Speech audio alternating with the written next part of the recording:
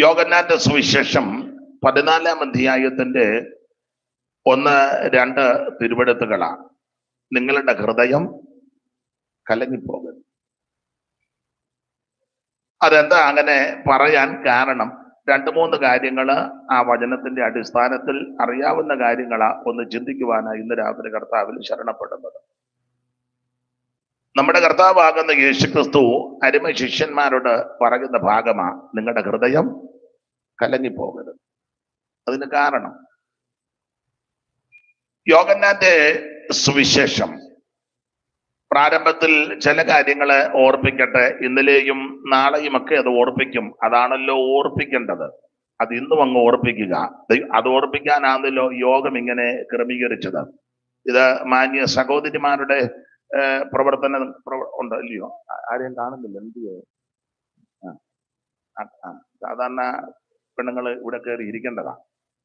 എന്നാലും നിങ്ങൾ ഇതിൽ സഹകരിക്കുന്നതിൽ വളരെ സന്തോഷം. ഈ മാന്യ സഹോദരിമാരെ ദൈവം അതിനായിട്ട് ഉപയോഗിച്ചല്ലോ. ഈ പട്ടണത്തിന്റെ നടുവിൽ കർത്താവിനെ സാക്ഷ്യം വഹിപ്പാൻ ദൈവം നിങ്ങൾക്ക് പിന്നെയും ദീർഘായുസ്സും ആരോഗ്യവും ഒക്കെ തരട്ടെ. ദൈവത്തിന് മഹത്വം. ദൈവം നിങ്ങളെയും പ്രവർത്തനങ്ങളെയും എല്ലാം അനുഗ്രഹിക്കട്ടെ.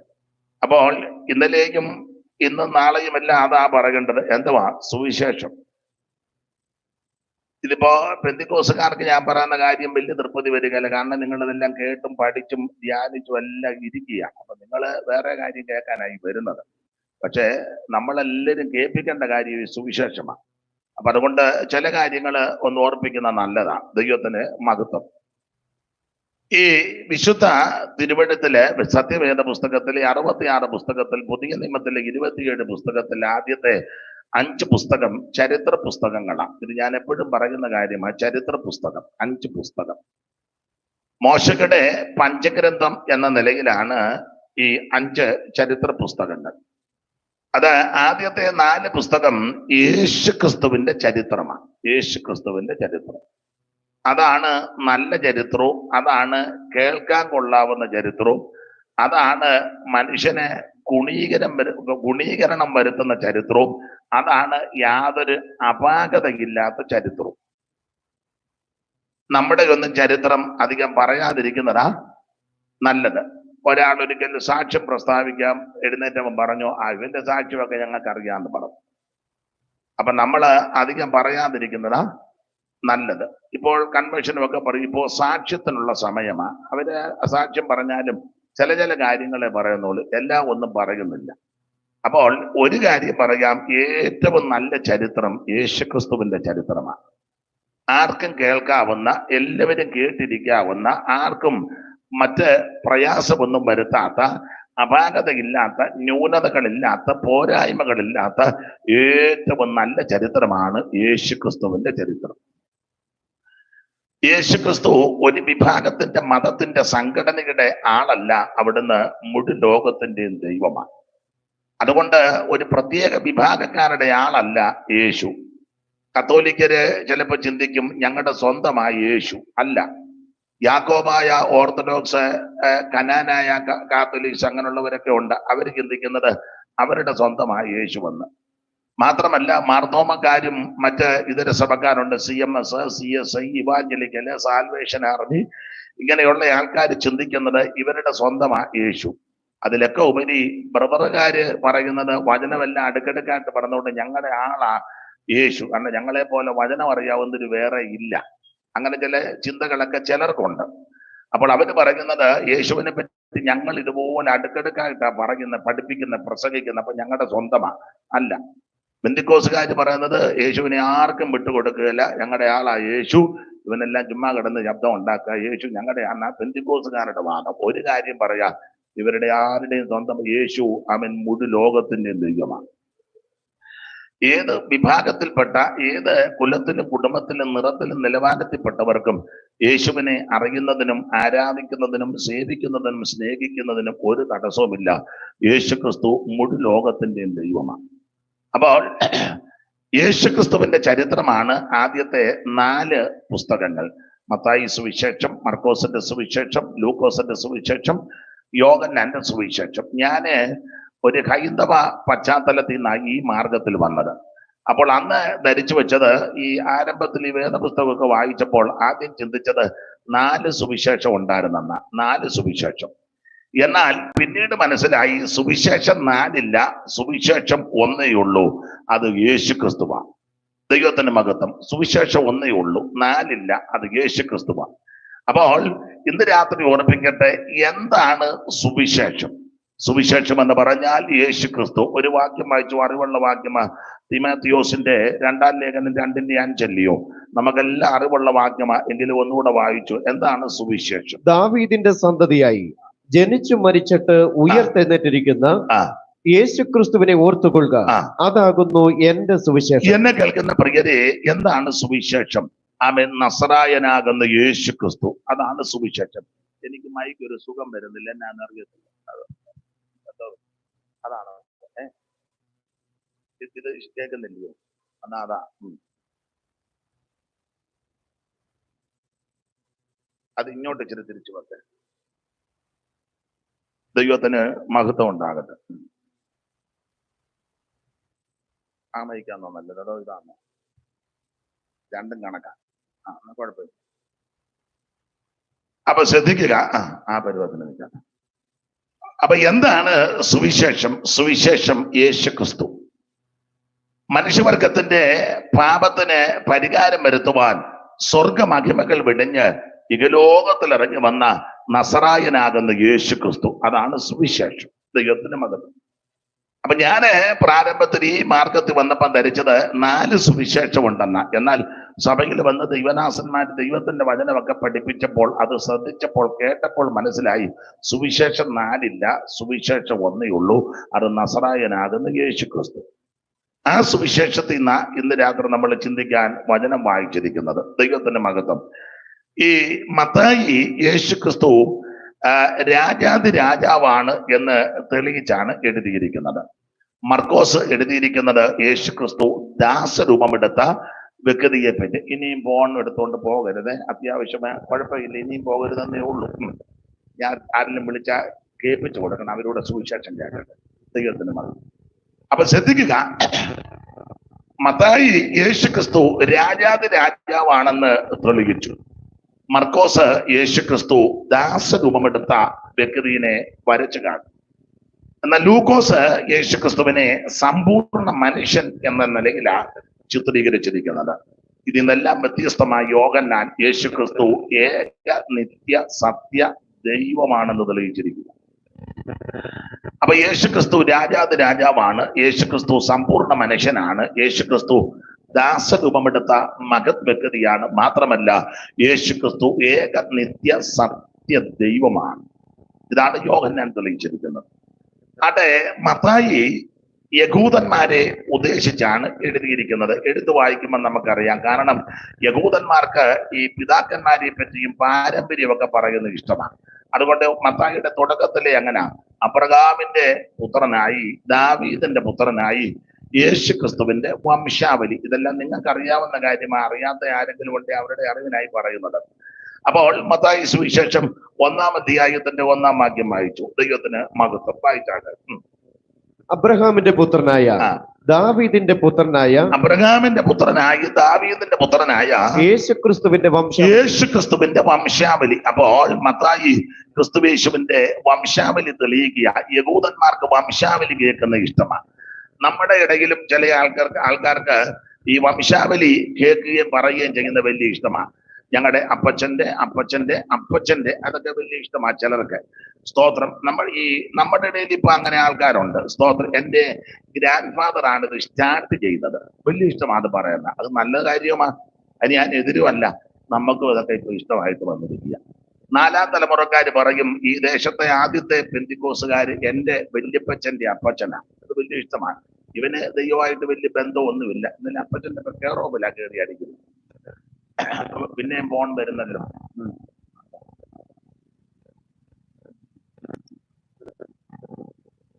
അപ്പൊ ശ്രദ്ധിക്കുക, യേശുക്രിസ്തുവിന്റെ വംശാവലി തെളിയിക്കുക. വംശാവലി, ദൈവത്തിന്റെ മഹത്വം. അപ്പോൾ അബ്രഹാമിന്റെ പുത്രനായി, ദാവീദിന്റെ പുത്രനായി യേശുക്രിസ്തുവിന്റെ വംശാവലി. യഹൂദന്മാർക്ക് വംശാവലി കേൾക്കുന്ന വലിയ ഇഷ്ടമാണ്. തന്നെയല്ല, അബ്രഹാം ഇവരുടെ പിതാവാണെന്ന് പറയുന്നത്. പിന്നെ വേറൊരു കാര്യമുണ്ട്, അബ്രഹാം വരെ ഇവര് പോവുള്ളൂ, അതിനപ്പുറം പോവുകയല്ല. അപ്പുറം പോയാൽ പരുവക്കേട. നമ്മുടെ ആൾക്കാർ വംശാവലിയൊക്കെ എഴുതി അങ്ങേറ്റത്ത് ചെല്ലുമ്പോ ഇങ്ങനെയായിരുന്നു, കുറവലിങ്ങാട്ടിൽ നിന്ന് ഒരു അപ്പച്ചൻ വന്നത്, അത് പുറകോട്ട് പോയാൽ പരുവക്കേട. എന്നെ എല്ലാവരും മിണ്ടാതിരിക്കുന്നത്.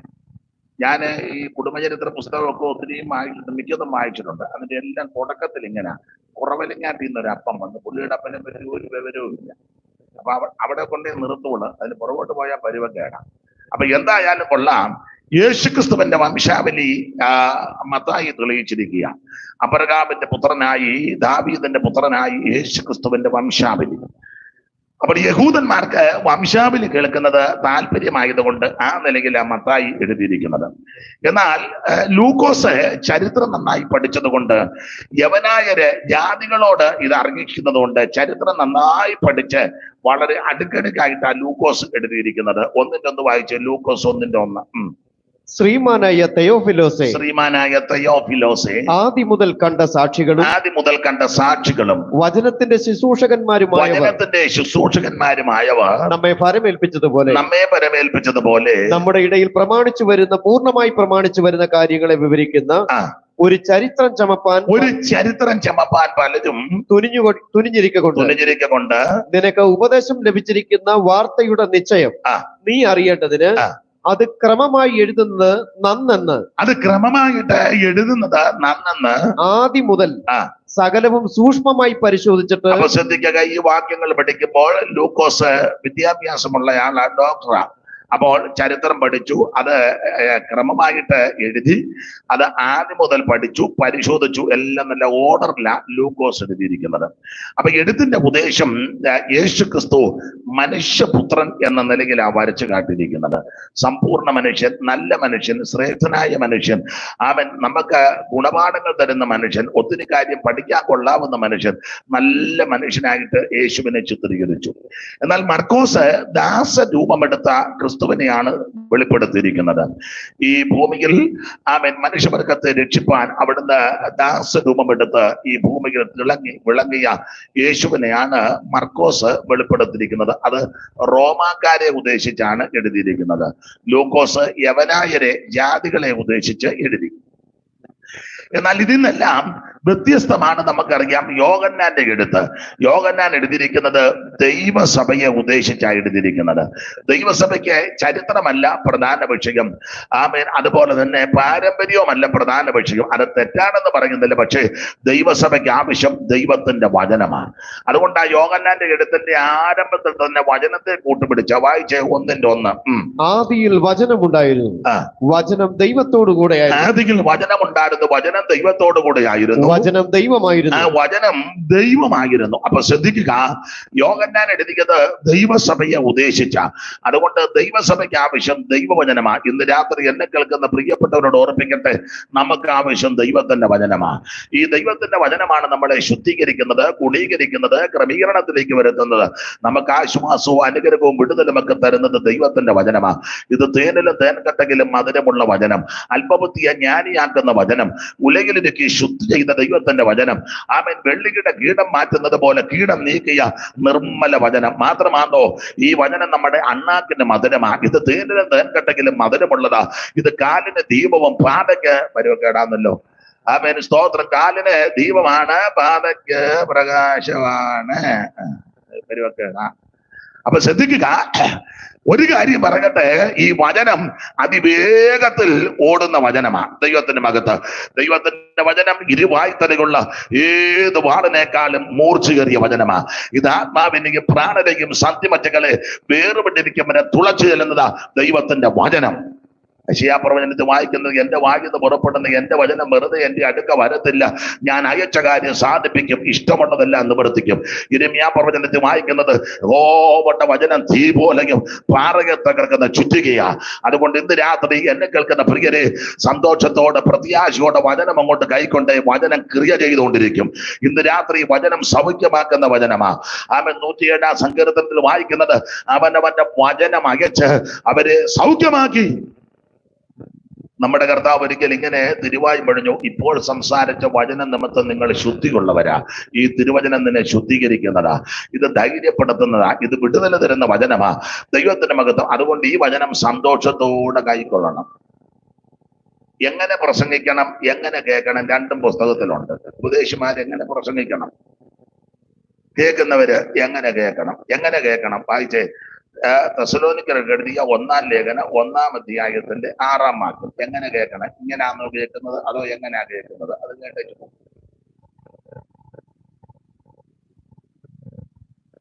വായിച്ചേ. തെസ്സലോനിക്കർക്ക് എഴുതിയ ബഹുകഷ്ടം സഹിക്കേണ്ടി വന്നിട്ടും ബഹുകഷ്ടം സഹിക്കേണ്ടി വന്നിട്ടും നിങ്ങൾ പരിശുദ്ധാത്മാവിന്റെ സന്തോഷത്തോടെ വചനം കൈക്കൊണ്ട് അങ്ങനെ കൈക്കൊള്ളണം. എല്ലാവരുടെയും കാര്യമാ. ബഹുകഷ്ടം സഹിക്കേണ്ടി വന്നിട്ട് നിങ്ങൾ പരിശുദ്ധാത്മാവിന്റെ സന്തോഷത്തോടെ വചനം അങ്ങനെ വേണം വചനം കൈക്കൊള്ളാൻ. ഇവിടെ അങ്ങനെ തന്നെ വേണം കൈക്കൊള്ളാൻ. ഇടയ്ക്കിടയ്ക്ക് ഇറങ്ങി ഓടരുത്, ഇങ്ങനെ കൈക്കൊള്ളണം. ഉറങ്ങരുത്. നല്ല അന്തരീക്ഷമായി, ഇപ്പം ചൂട് ഒന്നുമില്ല, ഉറങ്ങാൻ ഇച്ചിരി കാറ്റുമുണ്ട്. അങ്ങനല്ല കേൾക്കുന്നത്. ഇടയ്ക്കിടയ്ക്ക് മൊബൈൽ നോക്കിക്കൊണ്ടല്ല വചനം കേൾക്കുന്നത്. അടുത്തിരിക്കുന്ന പുള്ളി ഇടയ്ക്കിടയ്ക്ക് ഞോണ്ടി കിരണ്ടി അല്ല വചനം കേൾക്കുന്നത്. ബഹുകഷ്ടം സഹിക്കേണ്ടി വന്നിട്ടും നിങ്ങൾ പരിശുദ്ധാത്മാവിന്റെ സന്തോഷത്തോടെ വചനം കൈക്കൊണ്ടു. അങ്ങനെ വേണം വചനം കൈക്കൊള്ളാൻ. ഇവിടെ ഇരിക്കുന്ന എല്ലാവർക്കും വിവിധമാകുന്ന കഷ്ടങ്ങളും പ്രശ്നങ്ങളും ഉള്ളവരാ. അതെ, ഇരിപ്പ് കാണുമ്പോൾ അറിയാം. എന്നാലും ഇത്ര ദൂരമൊക്കെ യാത്ര ചെയ്ത് ഇവിടെ വന്ന് കുത്തിയിരിക്കുന്നല്ലോ വലിയ കാര്യം. ഇവിടെ ഇരിക്കുന്ന എല്ലാവർക്കും പല പ്രശ്നങ്ങളുള്ളവരാ. ഈ പിള്ളേർക്കുമൊക്കെ പ്രശ്നമുള്ളതാ. നിനക്ക് പ്രശ്നമില്ലേ? ഉണ്ട്, അവനും പ്രശ്നമുണ്ട്. മോക്ക് പ്രശ്നമൊന്നും ഇല്ലയോ? അവക്കുണ്ട്. പിന്നെ അവള് ഫ്രണ്ടിൽ ഇരിക്കുക, പ്രശ്നമാണ്. ഇരിക്കുന്ന എല്ലാവർക്കും പ്രശ്നമാണ്. മറ്റേ പുള്ളി കൂടെ മൊബൈലുമായിട്ട് പോയത് പ്രശ്നം ഉള്ളത് കൊണ്ടാണ്. എല്ലാവർക്കും പ്രശ്നമാണ്. ഇതിലോട് ചോദിച്ചാൽ പറഞ്ഞു തരും. യോഗം കഴിഞ്ഞ് എന്നെ കൂടെ മുഴുവൻ പ്രശ്നമാണ്. എന്നെ ഇരുത്ത് കയറുന്നു ഇല്ലേ? പ്രശ്നമില്ലേ? ഉണ്ട്, എനിക്കറിയാം. പോക്ക് കണ്ടപ്പോഴേ എനിക്കറിയാം പ്രശ്നമാണെന്ന് എനിക്ക് മനസ്സിലായി. അപ്പൊ ഇവിടെ വന്നിരിക്കുന്ന സകല ആൾക്കാർക്കും പ്രശ്നമുള്ളത് ഒന്നല്ലെങ്കിൽ മറ്റൊരു വിഷയം എല്ലാവർക്കും ഉണ്ട്. ബഹുകഷ്ടം ഒരു വിധത്തിലല്ല, പല വിധത്തിൽ. മൈക്കിൾ സെറ്റോബ് മോന്റെ പേരെന്നാ? വില്യം. നല്ല പേരാ. പ്രശ്നമില്ലേ? സത്യം പറയലേ. ഉണ്ട്. പുള്ളി ഇതെല്ലാം തിരിക്കുന്നെങ്കിലും പ്രശ്നത്തിന്റെ നടുവില. അപ്പൊ ഇവിടെ ഇരിക്കുന്ന എല്ലാവരും പ്രശ്നമുള്ളവരാ. സ്തോത്രം. മഞ്ഞക്കാരിക്ക് പ്രശ്നമില്ലേ മോളെ? അവക്കും ഉണ്ട്. അവള് നാഗം കടിക്കുന്ന പ്രശ്നം കൂടിയിട്ടാ ഞാൻ കണ്ടു. ടെൻഷൻ കൂടുമ്പോഴാണല്ലോ പ്രശ്നമുണ്ട്. അപ്പൊ ചുരുക്കി പറഞ്ഞാൽ ഇവിടെ വന്നിട്ടുള്ള സകല ആൾക്കാരും പ്രശ്നമുള്ളവരാ. ഒന്നല്ലെങ്കിൽ മറ്റൊരു കഷ്ടങ്ങൾ, മറ്റൊരു പ്രശ്നമുള്ളവരാ. പക്ഷേ അതൊക്കെ നമുക്കുണ്ടെങ്കിലും മാത്യു സാറാണോ ഇരിക്കുന്നത്? അല്ലേ? സാറിനും ഉണ്ട് പ്രശ്നം. നിങ്ങൾ ഓർക്കും സാറിന് ഒരു പ്രശ്നവും ഇല്ലെന്ന്. സാറിന് വ്യക്തിപരമായിട്ട് ചോദിച്ചേ. എല്ലാവർക്കും ഉണ്ട് പ്രശ്നം. ഇവിടെ ഇരിക്കുന്ന ആർക്കാ പ്രശ്നം? പ്രശ്നമില്ലേ? ഉണ്ട്, ഇല്ലേ? പിന്നെ ഇരിപ്പ് കാണുമ്പോൾ എനിക്കറിയാം. അപ്പൊ ചുരുക്കി പറഞ്ഞാൽ ഇവിടെ വന്നിരിക്കുന്ന സകല ആൾക്കാർക്കും ഒന്നല്ലെങ്കിൽ മറ്റൊരു വിധ കഷ്ടങ്ങളിൽ കൂടി പോകുന്നവരാ. എന്റെ പ്രിയരെ, ഇതൊക്കെ ഉണ്ടെങ്കിലും ദൈവസന്നിധി വന്നു കഴിയുമ്പോൾ പരിശുദ്ധാത്മാവിന്റെ സന്തോഷത്തോടെ വചനം കൈക്കൊള്ളണം. അങ്ങനെ എഴുതിയിരിക്കുന്ന ഒന്നോട് വായിച്ചേ. ബഹുകഷ്ടം സഹിക്കേണ്ടി വന്നിട്ടും നിങ്ങൾ പരിശുദ്ധാത്മാവിന്റെ സന്തോഷത്തോടെ വചനം കൈക്കൊണ്ട്. ഇന്ന് രാത്രി എന്നെ കേൾക്കുന്ന പ്രിയരെ, അവൻ പരിശുദ്ധാത്മാവിന്റെ സന്തോഷത്തോടെ വേണം വചനം കൈക്കൊള്ളാൻ. ഇത് ഇച്ചിരി ഒന്ന് മാറ്റി തരുമോ? ഇത് ഒരു തടസ്സമായിട്ട് എനിക്ക് തോന്നുന്നു. ഇച്ചിരി അങ്ങോട്ട് മാറ്റി. കാരണം ഇത് ഇവിടെ വെക്കുന്ന നല്ലതായിരുന്നു, പക്ഷെ ഇത് ഞാൻ കുനിഞ്ഞു കിടക്കണം. ഇതിന് നിങ്ങളെ ഇച്ചിരി കൂടെ വേണമായിരുന്നു. അതുകൊണ്ട് കുഴപ്പമില്ല. ഞാൻ ഇങ്ങനെ കിടക്കണം. പിന്നെ യോഗം എനിക്കെന്നും ഇങ്ങനെ കിടക്കാൻ പറ്റുമോ? അപ്പൊ ശ്രദ്ധിക്കുക. ഇത് മതി. ഇവിടെ കൂട്ടി വെക്കണമെന്നുള്ളത് ഉണ്ടെങ്കിൽ പ്രയാസമുള്ളത് കൊണ്ട്. അപ്പൊ ശ്രദ്ധിക്കുക, ബഹുകഷ്ടം സഹിക്കേണ്ടി വന്നിട്ടും പരിശുദ്ധാത്മാവിന്റെ സന്തോഷത്തോടെ ദൈവത്തിന്റെ വചനം കൈക്കൊണ്ടു. ഇന്ന് രാത്രി ഇവിടെ കൂടപ്പെട്ട ഒന്നല്ലെങ്കിൽ മറ്റൊരു വിഷയത്തിൽ പ്രശ്നകലുഷിതമായ അന്തരീക്ഷങ്ങളിൽ കൂടി പോകുന്നവരാ എന്നെ കേൾക്കുന്നതിൽ സിംഹഭാഗം ആൾക്കാർ. പക്ഷെ അതെല്ലാം അങ്ങോട്ട് മാറ്റി വെച്ചേച്ച് ഇന്ന് രാത്രി ബഹുകഷ്ടമൊക്കെ ഉണ്ടെങ്കിലും പരിശുദ്ധാത്മാവിന്റെ സന്തോഷത്തോടെ ഈ വചനമൊന്ന് കൈക്കൊണ്ട് നിനക്കും നിന്റെ കുടുംബത്തിനും പ്രിയപ്പെട്ടവർക്കും വിടുതല. ഹല്ലേലൂയ. അപ്പം ബഹുകഷ്ടം സഹിക്കേണ്ടി വന്നിട്ടും പരിശുദ്ധാത്മാവിന്റെ സന്തോഷത്തോടെ വചനം കൈക്കൊണ്ടു. അപ്പൊ ഈ വചനം പറയുന്നവരെങ്ങനെ ആയിരിക്കണം? അതിനുകൊണ്ട് പ്രമാണം 5-ാം വാക്യം വായിച്ചേ. 5-ാം വാക്യം, ആ അധ്യായത്തിന്റെ 5-ാം വാക്യം. ഞങ്ങളുടെ സുവിശേഷം വചനമായി മാത്രമല്ല. ഞങ്ങളുടെ സുവിശേഷം കുറെ വാക്യം മാത്രം പറയല്ല. നോട്ട് കുറിച്ചുകൊണ്ട് വന്നിട്ട്, കുറിക്കുന്ന തെറ്റൊന്നുമില്ല. ഓർമ്മക്കുറവുള്ളവര് കുറിച്ചു വെക്കുന്നത് നല്ലതാ. വിവരക്കേട് വിളിച്ച് പറയാതിരിക്കും. ഓർമ്മയുള്ളവര് കുറിക്കണ്ട. ഓർമ്മ അല്പം കുറവുള്ളവര് നോട്ട് ചെയ്യുന്നത് നല്ലതാ. ചില വിശ്വാസികൾ പറഞ്ഞു കേട്ടു, ഞങ്ങളുടെ പാസ്റ്റർ കുറിപ്പ് വെച്ചാ പ്രസംഗിക്കുന്നത്. അയാൾക്ക് വിവരമുണ്ട്, അതുകൊണ്ടാണ്. പുള്ളിക്ക് വിവരമുണ്ട്. കാരണം വേറൊന്നും പറയണ്ട, എടുത്ത വിഷയം പറയാമല്ലോ, അതിനാ പുള്ളി കുറിച്ച് വെക്കുന്നത്. ഇത് ഓർമ്മയുള്ളവര് കുറിക്കുകയും വേണ്ട, പറയാം. ചെല്ലി പറയാനുണ്ട്, എനിക്ക് ഇപ്പൊ കിട്ടിയതാണ്. ആയിക്കോട്ടെ, ഞാൻ എതിർക്കുന്നില്ല, ഇപ്പൊ എതിർക്കുന്നില്ല. എപ്പോ കിട്ടിയാൽ ഇതിനെപ്പറ്റി അറിവുണ്ടായിരിക്കണം. അപ്പൊ ശ്രദ്ധിക്കുക, ഞങ്ങളുടെ സുവിശേഷം വചനമായിട്ട് മാത്രമല്ല. കുറെ വാക്യം നിന്നുകൊണ്ടങ്ങ് പറയല്ല. വാക്യം നല്ലതാ, അത് മാത്രം ഇങ്ങനെ ശാന്തമായിട്ട് നിന്ന് പറയല്ല. പിന്നെ എങ്ങനെ ഞങ്ങളുടെ സുവിശേഷം വചനമായി മാത്രമല്ല, അടുത്തത് ശക്തിയോടാ സുവിശേഷം പറയുന്നത്. ശക്തിയോടും പരിശുദ്ധാത്മാവോടും ബഹുനിശ്ചയത്തോടും കൂടെ. അപ്പൊ ഈ ശുശ്രൂഷകൾ ചെയ്യുമ്പോൾ ഈ നിലയിലാ ചെയ്യുന്നത് ദൈവദാസന്മാർ. ശക്തിയോടും പരിശുദ്ധാത്മാവോടും ബഹുനിശ്ചയത്തോടും. ദൈവദാസന്മാരിങ്ങനെ ദൈവത്തിന്റെ വചനം ശുശ്രൂഷിക്കുമ്പോൾ ദൈവമക്കൾ കേൾക്കേണ്ടത് പരിശുദ്ധാത്മാവിന്റെ സന്തോഷത്തോടെ വചനം കൈക്കൊള്ളണം. അങ്ങനെ വേണം ഇന്ന് രാത്രി കേൾക്കാൻ. അതാണ് ദൈവത്തിന്റെ വചനത്തിന്റെ വിശേഷത. ആട്ടെ, നമുക്ക് വിഷയത്തിലേക്ക് വരാം, നമ്മുടെ ഭാഗത്തേക്ക് വരാം. സുവിശേഷം, യോഹന്നാന്റെ സുവിശേഷം 14-ാം അധ്യായത്തിന്റെ 1-2 നമ്മൾ വായിച്ചത്. ഞാൻ ഓർപ്പിച്ചല്ലോ, എന്താ സുവിശേഷം? അത് യേശു ക്രിസ്തു. ഓടിച്ചു പറയാം, എന്തിനാ സുവിശേഷം? ഇത് ഞാൻ എല്ലായിടത്തും പറയുന്ന കാര്യമാണ്. അതെന്താന്ന് ചോദിച്ചാൽ, എല്ലായിടത്തും ഈ സുവിശേഷ യോഗത്തിനാ വിളിക്കുന്നത്. ഇന്ന് സുവിശേഷ യോഗത്തിന് വിളിച്ചേച്ച് നാളെ വേറെ യോഗത്തിനല്ല, എന്നും സുവിശേഷ യോഗമാണ്. അതുകൊണ്ട് ഇത് ആദ്യം അല്പം പറഞ്ഞേച്ചേ എടുത്ത വിഷയത്തോട് വരുവുള്ളൂ. ഇത് പറയണമല്ലോ, ഇത് പറയാനാണല്ലോ ഈ സഹോദരിമാരും പ്രിയപ്പെട്ടവരും ബന്ധപ്പെട്ട് ഇത് ക്രമീകരിച്ചത്. ഇത് പറയാതെ പോകാനും ഒക്കത്തില്ല. അപ്പോൾ എന്താ സുവിശേഷം? അത് മനസ്സിലാകുന്ന ഭാഷയല്ല ഞാൻ പറയുന്നത്. ഇവിടെ ഇരിക്കുന്ന എല്ലാവർക്കും മോക്ക് മനസ്സിലാകുന്നുണ്ടോ മോളെ? എന്തുവാ സുവിശേഷം? എഴുന്നേറ്റ് എന്ന് പറഞ്ഞ എന്തുവാ സുവിശേഷം? ഉറക്കെ പറ, ഒറ്റ വാക്കി പറഞ്ഞാൽ മതി. യേശു ക്രിസ്തു. മോനിരുന്നു. അവക്ക് പിടി കിട്ടി ഉണ്ടോ? നിനക്ക് മനസ്സിലായോ സുവിശേഷം എന്നാണ്? എഴുന്നേറ്റ് എന്ന് പറഞ്ഞ എന്തുവാ സുവിശേഷം? ഉറക്കെ പറയടാ. യേശു ക്രിസ്തു. മോന്റെ പേരെന്തുവാ? ഗോഡ്വിൻ. പേര് പോലെ തന്നെ ഒത്തല്ലോ, നീ ഇരുന്നു. അവനും മനസ്സിലായി സുവിശേഷം. എന്തുവാ മോളെ സുവിശേഷം? യേശു ക്രിസ്തുവാ. യേശു ക്രിസ്തു. മോൻ രക്ഷിക്കപ്പെട്ടതാണോ? അപ്പൊ അതിന് ചോദിക്കുന്നില്ല, പെട്ടല്ലോ. സ്തോത്രം. മോൻ രക്ഷിക്കപ്പെട്ട നമ്മുടെ ആളാ. എന്തുവാ സുവിശേഷം? എന്നെ പറയാനില്ല. അപ്പൊ എല്ലാവർക്കും മനസ്സിലാകണം. എന്റെ രീതി അങ്ങനെ ഇരിക്കുന്ന എല്ലാവർക്കും മനസ്സിലാകാം. ദൂരെ നിന്നാരും കേൾക്കുന്നെങ്കിൽ അവർക്ക് മനസ്സിലാകണം. അതിനായി പറഞ്ഞു തരുന്നത്. അപ്പൊ എന്താണ് സുവിശേഷം? അത് നസറയനാകുന്ന യേശു ക്രിസ്തു.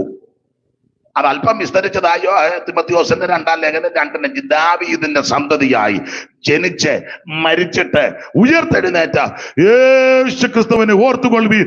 അതാണ് സുവിശേഷം.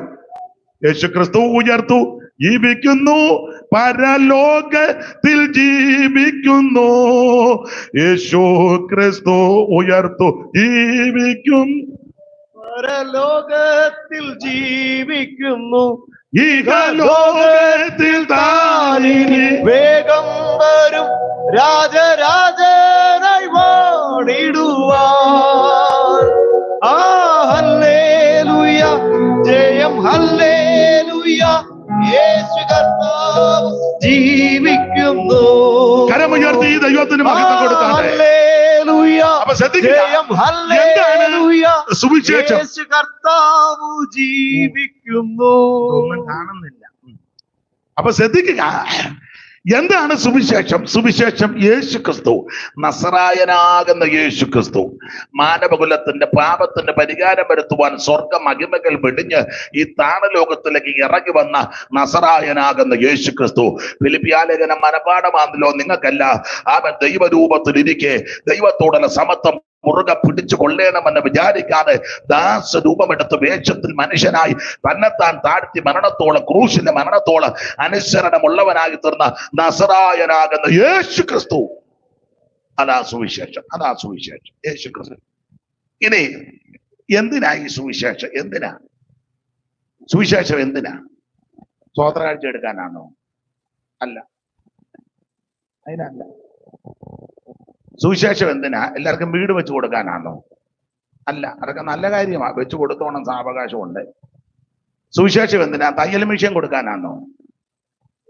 പെണ്ണുങ്ങൾക്കൊന്നും ഒരു ജോലിയില്ല, എന്നാ ഓരോ മിഷ്യൻ മേടിച്ചു കൊടുത്തൊക്കെ അവിടെ തയ്ച്ചോണ്ടിരുന്നോളും. അല്ല. സുവിശേഷം എന്തിനാ? വസ്തു മേടിച്ചിടാനാണോ? അല്ല, അങ്ങനെ മേടിച്ചിടുന്നവര് കാണും, ഉണ്ട് ഉണ്ട് ഉണ്ട്, പൊളിക്കുന്നുമുണ്ട്, ഉണ്ട്.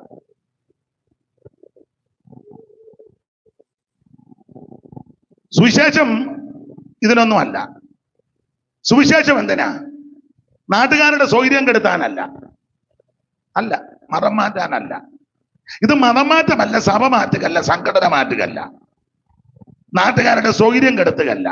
റോഡ് ബ്ലോക്ക് ചെയ്യാനാണോ സുവിശേഷം? അതിപ്പം ബ്ലോക്കായിരുന്നു. വല്ലതും മിണ്ടാൻ പറ്റുമോ? വല്ലതും മിണ്ടാൻ പറ്റുമോ? മിണ്ടി അവൻ ആദ്യം കാറിന്റെ കണ്ണാടി തല്ലി പൊട്ടിച്ചു. ഫ്രണ്ടിലത്തതായിരിക്കും ആദ്യം പൊട്ടിക്കുന്നത്. ഉടനെ അവൻ പറയും പുറകിലത്തൂടെ പൊട്ടിച്ചേക്കാൻ പറയും. ഉടനെ വേറെ രണ്ട് വിദ്വാന്മാരും എന്ന് പറയും കാറ്റ് കൂലി വിടണമെന്ന് പറയും. നമുക്ക് 10 മണിയായാലും ഇവിടെ വരണ്ടായി. അപ്പൊ ഈ സുവിശേഷം റോഡ് ബ്ലോക്ക് ചെയ്യുക, ഉപരോധിക്കുന്നതല്ല. സുവിശേഷം വടിവാള് കറക്കി ആൾക്കാരെ മതത്തിൽ ചേർക്കുന്നതല്ല. അങ്ങനെയൊക്കെ ചേർക്കുന്ന ആൾക്കാർ കാണും, എനിക്കറിയത്തില്ല. ഏതാ കറക്കിയ ചേരടാമെന്ന് പേടിച്ച് ഒത്തിരി പേര് പോകുന്നവരുണ്ട്. അങ്ങനെ ഒത്തിരി പേരുണ്ട് പേടിച്ച്. പോക്ക് ചൂണ്ടിയ മതത്തിൽ ചേർക്കുന്ന മാർഗമല്ല സുവിശേഷം. കാശ് കൊടുത്ത് ആൾക്കാരെ ഇതിനങ്ങ് താക്കുകല്ല. അങ്ങനെയൊക്കെ ആരൊക്കെയോ പറയുന്നു കഞ്ഞിയും കാശും കൊടുത്താന്ന്. കൊള്ളാം, ചോറ് കൊടുത്തിട്ട് കേൾക്കുന്നില്ല. പിന്നെ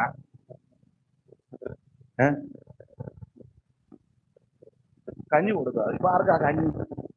ഓ, ചോറും നല്ല കറിയൊക്കെ കൊടുത്തിട്ട് കേൾക്കുന്നില്ല. ഇത് കാശ് കൊടുത്ത് ചേർക്കുന്ന മാർഗമല്ല. കഞ്ഞി കൊടുത്ത ആളിനെ കൂട്ടുകല്ല. സ്തോത്രം. കഞ്ഞി കൊടുത്ത ആളിനെ കഞ്ഞി ഞങ്ങളാ കൊടുക്കുന്നത്, നിങ്ങളൊന്ന് ബിരിയാണി കൊടുക്കുന്നു. ഇത് കഞ്ഞി കൊടുത്ത് ചേർക്കുകയല്ല, മറ്റുള്ളവരുടെ സൗകര്യം കെടുത്തുകയല്ല, ഭീഷണിയുടെ മാർഗമല്ല. സുവിശേഷം എന്തിനാ? ചില ആൾക്കാർ പറഞ്ഞ കുറെ പേരുടെ വയറ്റിപ്പഴപ്പിനാണ് ഈ ലോകത്ത് ജീവിക്കുന്ന സകല മനുഷ്യനും വയറ്റിപ്പഴപ്പിനാണ്. അല്ലെന്നൊന്ന് നീ പറ, ആർക്കാ വയറ്റിപ്പഴപ്പിലാണ്? ഉപദേശിമാര് ഞങ്ങൾ പ്രസംഗിച്ചു, കഴിക്കണ്ടേ വല്ലോ? അമ്പലത്തിൽ രാമായണം വായിക്കുന്നു, ഭാഗവതം വായിക്കുന്നു, ദശമസ്കന്ധമാ വായിക്കുന്നത്. വായന കഴിഞ്ഞ് കൊടുക്കണ്ടേ? ഞങ്ങളുടെ ഒരു അച്ചായം മരിച്ചപ്പം വായിക്കാനാണെന്ന് വിളിച്ചു. വിളിച്ചോടനെ ഞാനും ഉണ്ട്. അപ്പൊ അവര് പറഞ്ഞു വായിക്കുന്നവർക്ക് ഭക്ഷണം കൊടുക്കണം. ആര് കൊടുക്കുമെന്ന് വേറെ പറഞ്ഞു, ഞങ്ങൾ കൊടുക്കണം. അവര് ഭക്ഷണം വൈദ്യപ്പഴപ്പിന് ആണെന്ന്. പിന്നെ കഴിക്കുന്നതിന് വ്യത്യാസം ഉണ്ടെന്നുള്ള. അവര് കൂടുതലും നെയ്യും വെജിറ്റബിളും, നമ്മുടെ നല്ല ഏട്ടക്കൂരി എന്തേലും പറ. ഒന്നും അറിയാൻ മേല, എല്ലാം പാവങ്ങൾ. അവര് ചീരയും ഓമയ്ക്കായും വഴുതനങ്ങായും വെണ്ടയ്ക്കായും വെജിറ്റബിള്, പിന്നെ നെയ്യുമൊക്കെ കാണും, തൈര് സാധമൊക്കെ കാണും. നമുക്കതൊന്നും ഏക്കുകയല്ല. ഇരിപ്പ് കാണുമ്പോൾ അറിയാൻ ഏക്കത്തില്ല. മാസത്തിന് എന്നാലും നമ്മുടെ മൂക്കിൽ മണം പിടിക്കുക എന്നതാണ്. അടുത്തിരിക്കുന്നതിന് പാസ് ചെയ്യും, ബിരിയാണി ആണെന്നാ തോന്നുന്നു, എന്നാ തീർന്നേച്ചേ പോകുന്നു. എല്ലാരും വയറ്റിപ്പഴപ്പനാ ഇവിടെ ഇരിക്കുന്ന സകല മനുഷ്യരും. അപ്പോൾ ഇത് ചില ആൾക്കാർ പറയുന്ന വയറ്റിപ്പഴപ്പനാന്ന് അല്ല. വേറെ ചില ആൾക്കാർ ധരിച്ചു വച്ചേക്കുന്നത് പറയുന്നത് കേട്ടിട്ടുണ്ട്, ജോലിയും കൂലിയും ഇല്ലാത്ത കുറെ അവന്മാരുണ്ടെന്ന്. അങ്ങനെ ഉണ്ട്. മാത്യു സാറിനെ പോലെ ഉള്ളവരൊക്കെ നല്ല വിദ്യാഭ്യാസവും വിവരമാണ്. അദ്ദേഹത്തിന്റെ പിതാവ് എഴുതിയ പാട്ട് ഇപ്പോഴും നമ്മൾ പാടുന്ന നല്ല പ്രസിദ്ധമായ പാട്ടുകളാണ്, നല്ല പാട്ടാണ്. ഇപ്പോഴത്തെ പട്ടുപാട്ട് പോലൊന്നുമല്ല, നല്ല ഒന്നാന്തരം പാട്ടാണ്. അതിപ്പം പിള്ളേർക്കാർക്കും അത് താല്പര്യവും ഇല്ല. നല്ല പാട്ടുകളാണ്. അപ്പൊ ചുരുക്കി പറഞ്ഞാൽ ഇത് വൈദ്യപ്പിഴപ്പിന്റെ മാർഗമല്ല. എന്തിനായി സുവിശേഷം? സുവിശേഷം എന്തിനു ചോദിച്ചാൽ ഒറ്റ വാക്കിൽ മറുപടി പറയാം: സകല മനുഷ്യരും രക്ഷപ്പെടാൻ. ലോകത്തിലുള്ള സകല മാനവരാശിയും രക്ഷപ്പെടാൻ ഒരേ ഒരു മാർഗം, ഒരേ ഒരു വഴി, ഒരേ ഒരു വാതിൽ, ഒരേ ഒരു വ്യക്തി, നസറായനാകുന്ന യേശുക്രിസ്തു. അറിവുള്ള വാക്യമാ വായിച്ചോ? തീത്തോസ് 2:11 മുതൽ വായിച്ചോ? തീത്തോസ് 2:11 മുതൽ വായിര്. ദൈവത്തിന് മഹത്വം ഉണ്ടാകട്ടെ. സകല മനുഷ്യർക്കും രക്ഷാകരമായ ദൈവകൃപ, സകല മനുഷ്യർക്കും രക്ഷാകരമായ ദൈവകൃപ ഉദിച്ചുവല്ലോ. നാം ഭാഗ്യകരമായ പ്രത്യാശയ്ക്കായിട്ടും മഹാദൈവവും നമ്മുടെ രക്ഷിതാവുമായ യേശു ക്രിസ്തുവിന്റെ തേജസ്സിന്റെ പ്രത്യക്ഷതയ്ക്കായിട്ട് കാത്തുകൊണ്ട് ഭക്തികേടും പ്രപഞ്ചമോഹങ്ങളും വർദ്ധിച്ചിട്ട് ഈ ലോകത്തിൽ സുബോധത്തോടും നീതിയോടും ദൈവഭക്തിയോടും കൂടെ ജീവിച്ചു പോരേണ്ടതിന് അത് നമ്മെ ശിക്ഷിച്ചു വളർത്തുന്ന ഒറ്റ വാക്ക് പറഞ്ഞാൽ എന്തിനാ സുവിശേഷം? സകല മനുഷ്യരും രക്ഷപ്പെടാൻ. 5 പൈസ മുടക്കണ്ട, അരക്കാശ് മുടക്കണ്ട, 1 മൈൽ നടക്കണ്ട, ഇത് ചുമ്മയ്ക്കൊണ്ട് അങ്ങോട്ടും ഇങ്ങോട്ടും ഒന്നും പോകണ്ട, ഒന്നും ചുമ്മുകയും വേണ്ട. പിന്നെ ആർക്കും ആരോഗ്യം ഉണ്ടെങ്കിൽ വേറെ പുസ്തകം എടുത്തുകൊണ്ട് വന്നാൽ മതി യോഗത്തിന്. സ്തോത്രം. വേറെ ഒന്നും കൈ വേണ്ട, ഒന്നും വേണ്ട. എന്നാൽ മറ്റ് സ്ഥലങ്ങളിലും ഇടങ്ങളിലും അടുക്കലൊക്കെ ചെല്ലുമ്പോൾ ലിസ്റ്റ് തരും, ഇന്ന സാധനമൊക്കെ കൊണ്ടുവരണമെന്ന്. മതങ്ങൾ അങ്ങനെ പഠിപ്പിക്കുന്നത്. അത് കൊണ്ടുപോവാ, ഇത് കൊണ്ടുപോവാ, അത് കൊണ്ടുപോവാ, ഇത് കൊണ്ടുപോവാ. ഇത് കൊടുത്തിട്ടൊന്നും ബോധിക്കുന്നില്ല. ഇല്ല. എന്നാൽ സുവിശേഷം ഒന്നും കൊണ്ടുവരാൻ പറയുന്നില്ല. സുവിശേഷം നിനക്ക് അങ്ങോട്ട് തരിക. എന്തുവാ തരുന്നത്? അവൻ ജീവനുള്ള ദൈവത്തെ. എല്ലാ മതങ്ങളും കൊണ്ടുവാ കീശ വീർപ്പിക്കുക. പക്ഷെ സുവിശേഷം കൊണ്ടുവാന്നല്ല പറഞ്ഞത്. സുവിശേഷം നിനക്ക് തരുവാ. ആരെയാ? നസറയനാകുന്ന യേശുവിനെ. എന്തിനാ? നീ രക്ഷപ്പെടാൻ. എന്തിനാ? നിനക്ക് ആശ്വാസം ഉണ്ടാകാൻ. എന്തിനാ? നീ വിടുതൽ പ്രാപിക്കുവാൻ. ഇന്ന് രാത്രി ആ യേശുവിനെയാ ഇവിടെ വെളിപ്പെടുത്തുന്നത്. മറ്റൊരുത്തനും രക്ഷയില്ല. നാം രക്ഷിക്കപ്പെടുവാൻ ആകാശത്തിന് കീഴിൽ മനുഷ്യരുടെ ഇടയിൽ ഭൂമിക്ക് മുകളിൽ നൽകപ്പെട്ട ഒരേ ഒരു നാമം, അത് നസറായനാകുന്ന യേശു ക്രിസ്തുവിന്റെ പരിശുദ്ധ നാമം.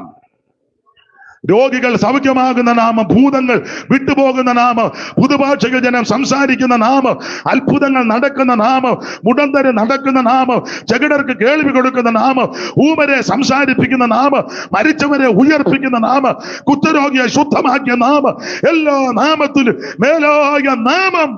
സ്വർലോകരുടെയും ഭൂലോകരുടെയും അധോലോകരുടെ മുഴങ്കാലുകൾ മടക്കുന്ന മുഴങ്കാലുകൾ മടക്കി വിറയ്ക്കുന്ന പരിശുദ്ധ നാമമാണ് യേശുവിന്റെ നാമം. അതാണ് സുവിശേഷം. അപ്പൊ ശ്രദ്ധിക്കുക, എന്താ സുവിശേഷം? സുവിശേഷം യേശു ക്രിസ്തു. എന്തിനാ സുവിശേഷം? സകല മനുഷ്യരും രക്ഷപ്പെടാൻ. എന്നെ കേൾക്കുന്ന എല്ലാവരും രക്ഷപ്പെടണം. കേൾക്കുന്നവര് മാത്രമല്ല, ഈ പട്ടണത്തിൽ വ്യാപാരം ചെയ്യുന്നവർ, വാഹനം ഓടിക്കുന്നവർ, മറ്റ് ബിസിനസ്സുകളിലൊക്കെ ഏർപ്പെട്ടിരിക്കുന്നവർ എല്ലാവരും ഒന്നും കേൾക്കുന്നില്ല. പക്ഷെ ഇതെല്ലാവരും രക്ഷപ്പെടണം. സ്തോത്രം. എന്താ സുവിശേഷം? യേശു ക്രിസ്തു. എന്തിനാ സുവിശേഷം? സകല മനുഷ്യരും രക്ഷപ്പെടാൻ. ഇനി ഇതെല്ലാം അറിവുള്ള കാര്യമാണ്. ആരാ ഇത് കേൾക്കേണ്ടത്? സുവിശേഷം ആരാ കേൾക്കണ്ടേ? വായിച്ചേ, 49-ാമത്തെ സങ്കീർത്തനത്തിന്റെ 1-ാമത്തെ വാക്യം. ഇതെല്ലാം അറിവുള്ള വാക്യമായെങ്കിലും വായിച്ചു.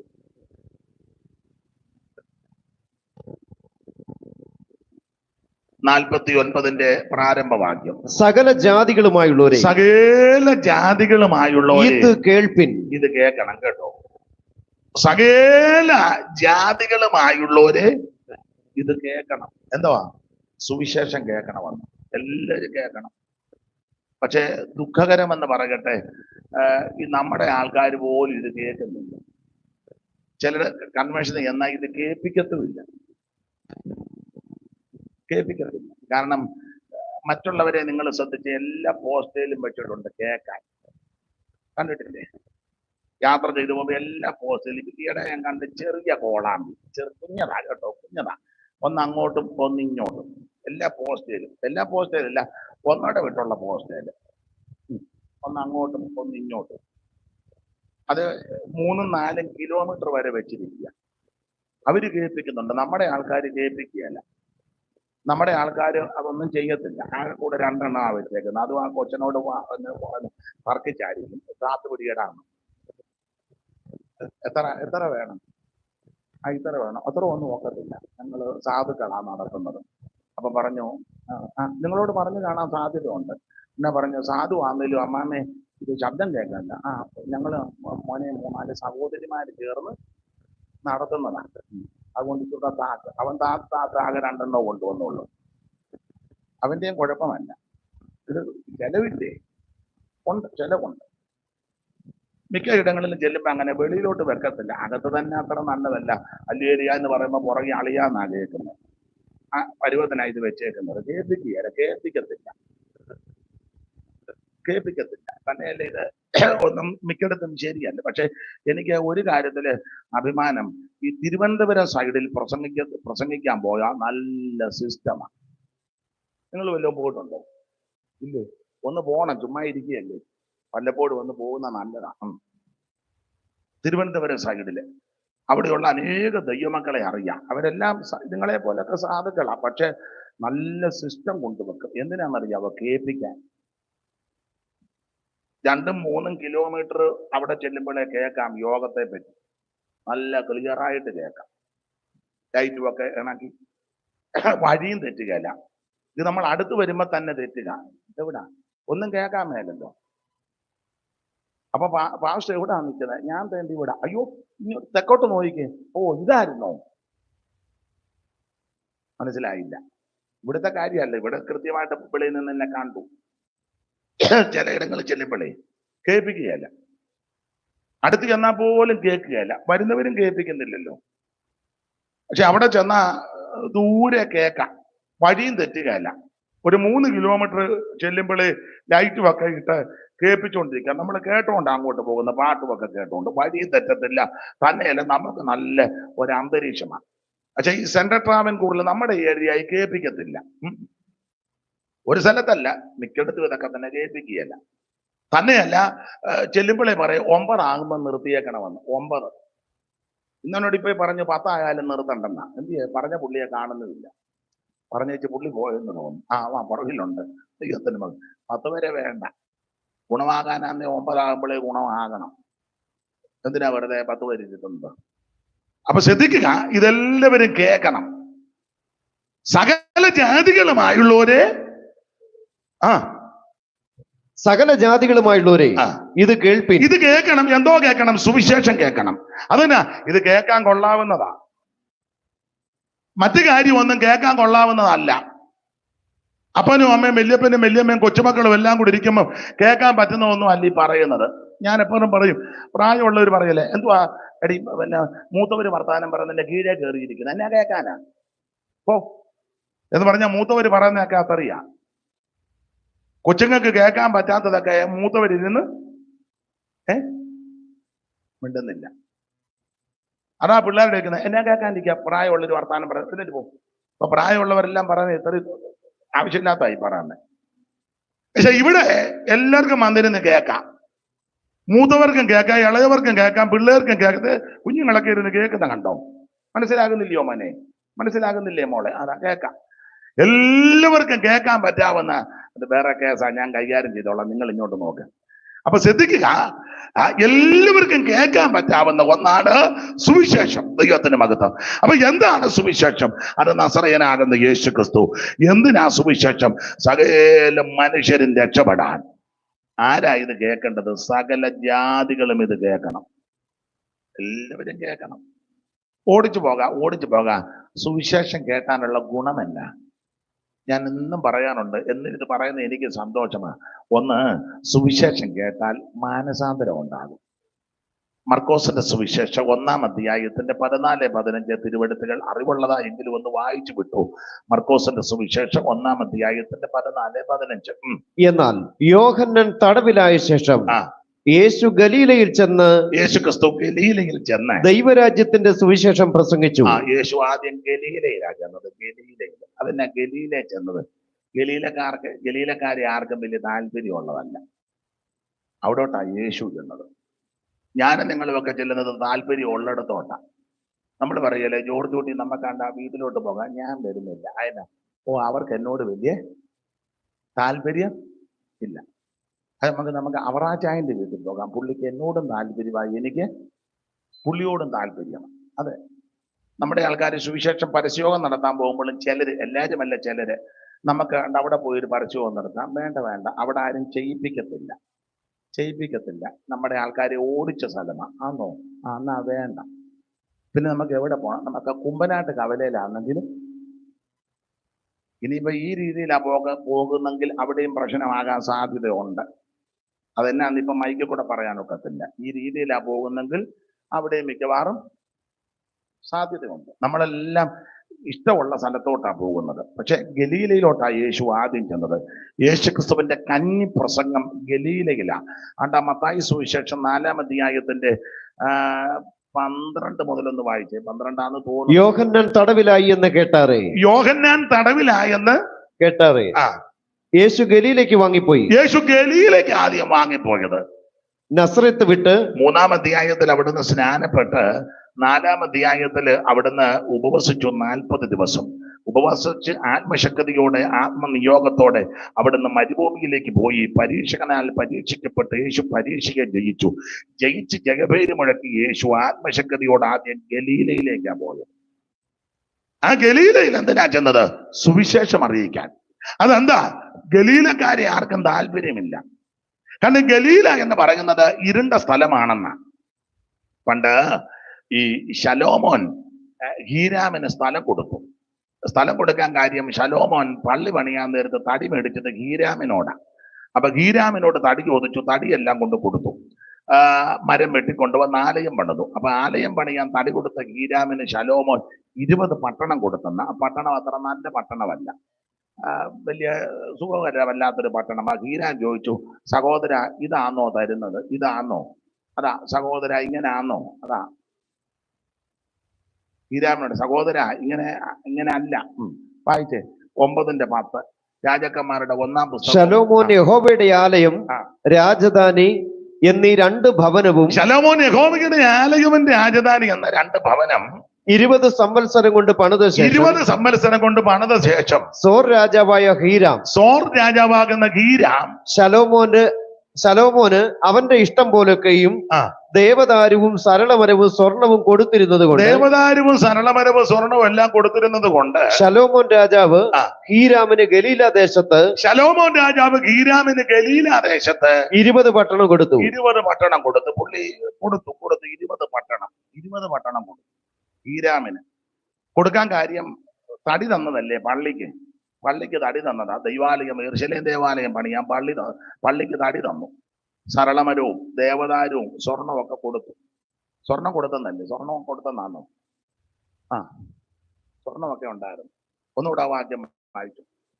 ശലോമോൻ യഹോവയുടെ ആലയം, രാജധാനി എന്നീ 2 ഭവനവും 20 സംവത്സരം കൊണ്ട് പണിത ശേഷം സോർ രാജാവായ ഹീരാം ശലോമോന് അവന്റെ ഇഷ്ടം പോലെയൊക്കെയും ദേവദാരുവും സരളമരവും സ്വർണവും കൊടുത്തിരുന്നത് കൊണ്ട് സോർ രാജാവ് കൊടുത്തു. കാരണം ഇവർക്ക് കാശുള്ളവരാ. ആരാ? സോർ രാജാക്കന്മാര്. 45-ാം സങ്കീർത്തനം നമ്മൾ വായിക്കുന്നത്, സോർ നിവാസികൾ ദേശത്തിലെ കല്യാണത്തിന് വായിച്ചു കേട്ടിട്ടില്ലേ? കല്യാണമൊന്നും ഈ ഏരിയയിൽ നടക്കുന്നില്ലായിരിക്കും. കല്യാണത്തിന് വായിക്കുന്നതാ. സോർ നിവാസികൾ ദേശത്തിലെ ധനവാന്മാർ, അവർ കാഴ്ച വെച്ച് മുഖപ്രസാദം തേടും. അന്തപുരത്തിലെ ഒരു വരി പാടട്ടെ. അന്തപുരത്തിലെ രാജ്ഞി ചന്തമേറും ശോഭമൂലം, അന്തപുരത്തിലെ രാജ്ഞി ചന്തമേറും ശോഭമൂലം, അന്തപുരത്തിലെ രാജ്ഞി ചന്തമേറും ശോഭമൂലം, അന്തപുരത്തിലെ രാജ്ഞി ചന്തമേറും ശോഭമൂലം. ജോഡി വായിക്കാൻ ഞാൻ അവസരം തന്നതാ. ഞാൻ വെള്ളം കുടിക്കാൻ പോവാം.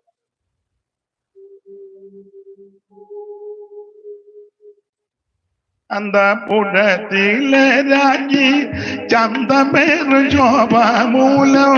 അന്തപുരത്തിലെ രാജ്ഞി ചന്തമേറു ശോഭമൂലം. അന്തപുരത്തിലെ രാജ്ഞി ചന്തമേറു ശോഭമൂലം. എന്തു പരിപൂർണ യാമിവളി അണിയും വസ്ത്രം പൊൻകസപ്പ് കൊണ്ടു നെയ്തതാ. എന്തു പരിപൂർണ യാമിവളി അണിയും വസ്ത്രം പൊൻകസപ്പ് കൊണ്ടു നെയ്തതാ.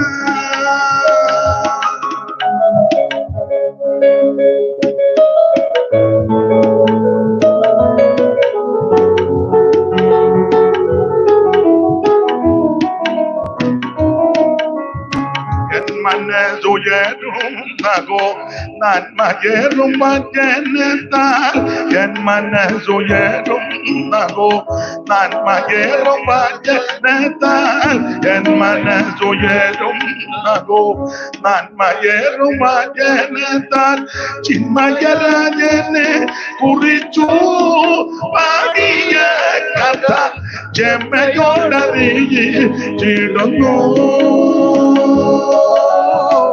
ചിന്മയരാജനെ കുറിച്ചു പാടിയ കഥ ചെമ്മയോടറിയിടുന്നു.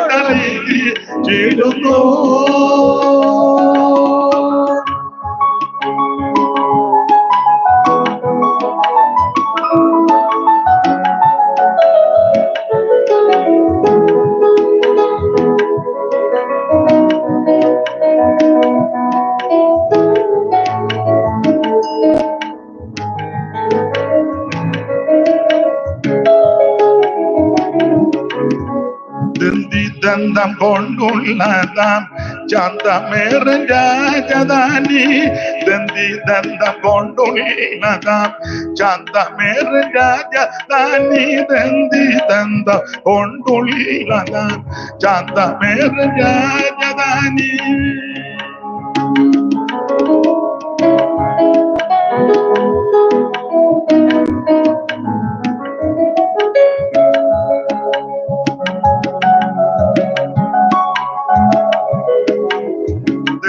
ദന്തം കൊണ്ടുള്ളതാം ചന്തമേറും രാജധാനി. ദന്തം കൊണ്ടുള്ളതാം ചന്തമേറും രാജധാനി.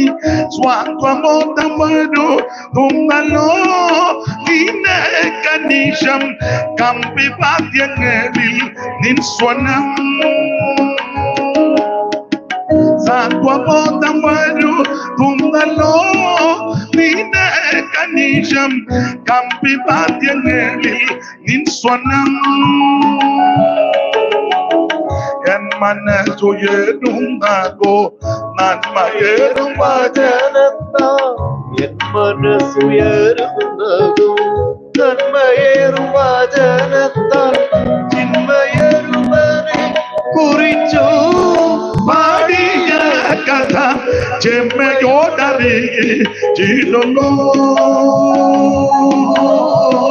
ചിന്മയനെ കുറിച്ചു പാടിയ കഥ ചെമ്മയോടറിയിടുന്നു. അപ്പൊ ശ്രദ്ധിക്കുക, പള്ളി പണിയാനായിട്ട് ഹീരാം തടി കൊടുത്തു. അത് സരളമരവും ദേവദാരുവും സ്വർണവും. പള്ളി പണിയാനൊക്കെ വല്ലതും കൊടുക്കണേ. 5 ഏക്കറുള്ളവനും കൊടുക്കുന്നത് 5 സെന്റ് സ്ഥലമാണ്. 5 ഏക്കറുണ്ട്, കൊടുക്കുന്നത് എത്രയാ? മിണ്ടുന്നില്ല. അത് വഴിയില്ല. അത്യാവശ്യ കാര്യത്തിന് പോകണമെങ്കിൽ മറ്റവന്റെ പറമ്പിൽ പോകണം. മിണ്ടുന്നില്ലല്ലോ ആരും. എല്ലാരും അങ്ങോട്ട് പോകുന്നോണ്ട് ഇവിടെ കൊടുത്തിട്ടും വലിയ കാര്യമൊന്നും. നല്ല കാര്യം. 10 ഏക്കർ സ്ഥലമുള്ളവന് ഇരുന്ന് പ്രാർത്ഥിക്കുക, കർത്താവേ അത്ഭുതം ചെയ്യണമെന്ന്. എന്തുവാ? 10 സെന്റ് സ്ഥലം ഞങ്ങളുടെ സഭയ്ക്ക് തരണം. കാനഡയിലെ കറിയാച്ചനോട് ദൈവം ഇടപെടാൻ. ഇവന് 10 ഏക്കറുണ്ട്, അത് തൊടിയുകയല്ല. എന്നെ എല്ലാരും മിണ്ടാതിരിക്കുന്നത്? നന്നായിട്ട് കൊടുക്കണം, വല്ലു നല്ലതുപോലെ കൊടുക്കണം. അപ്പൊ ശ്രദ്ധിക്കുക, ഹീരാം തടി കൊടുത്തു, നല്ല തടിയാ കൊടുത്തത്.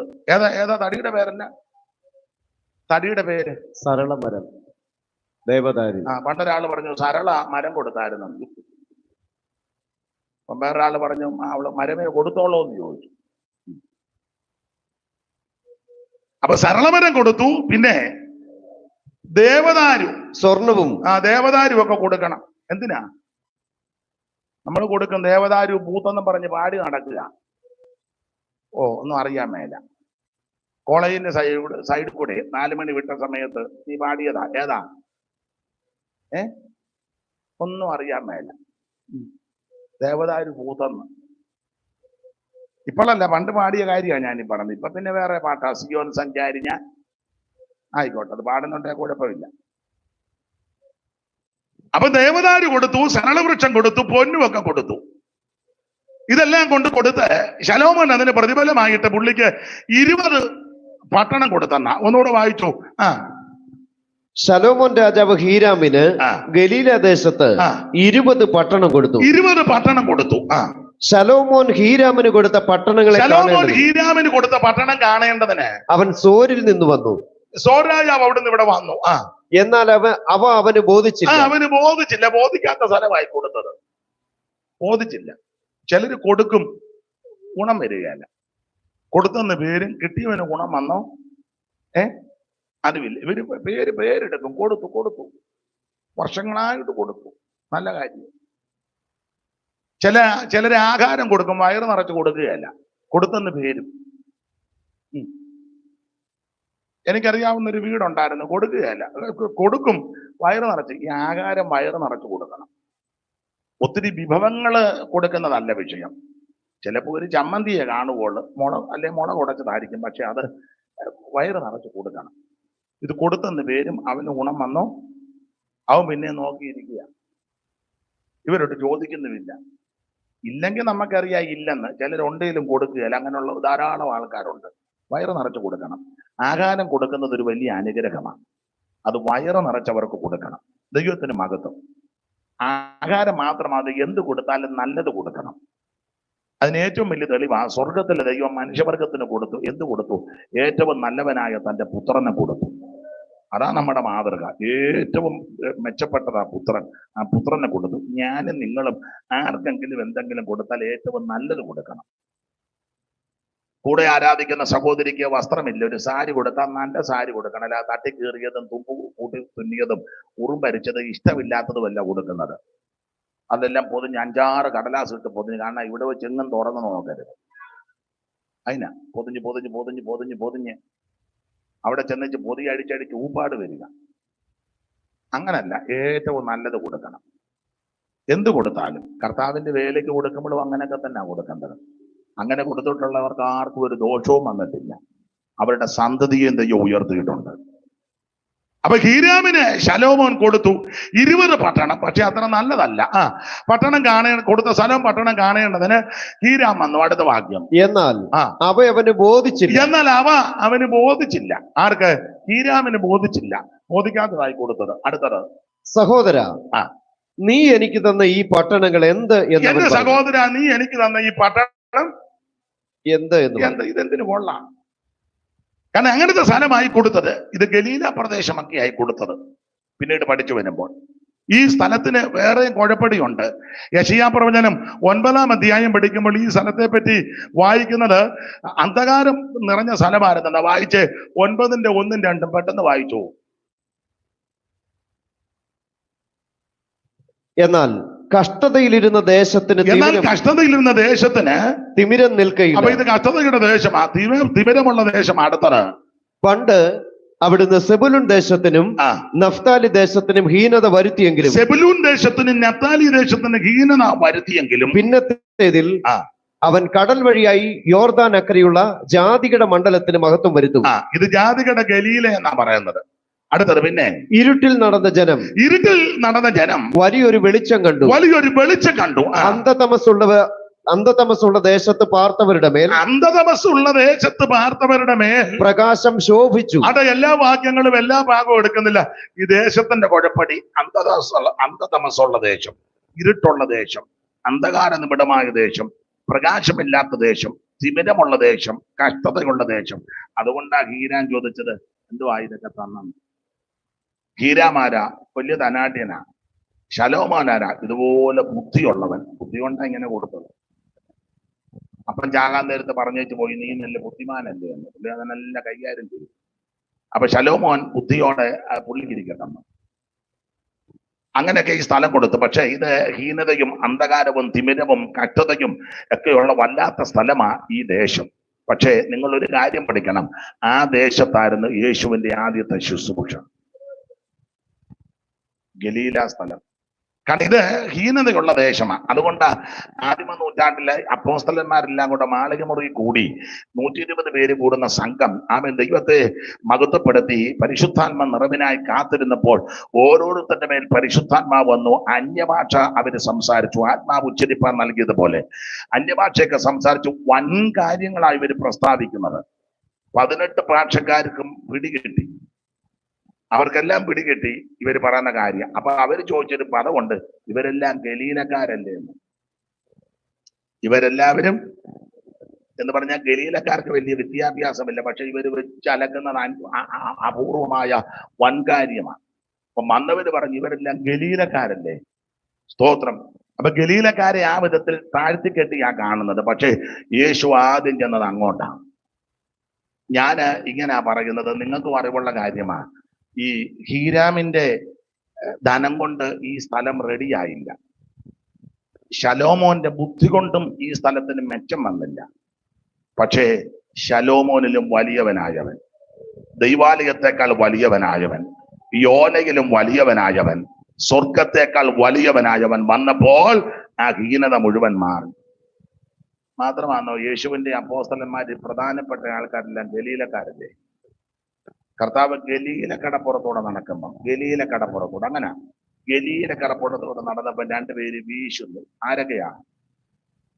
പത്രോസും അവന്റെ സഹോദരൻ അന്ത്രയോസും 2 പേരുടെ വീശുന്നു ഗലീല കടപ്പുറത്ത്.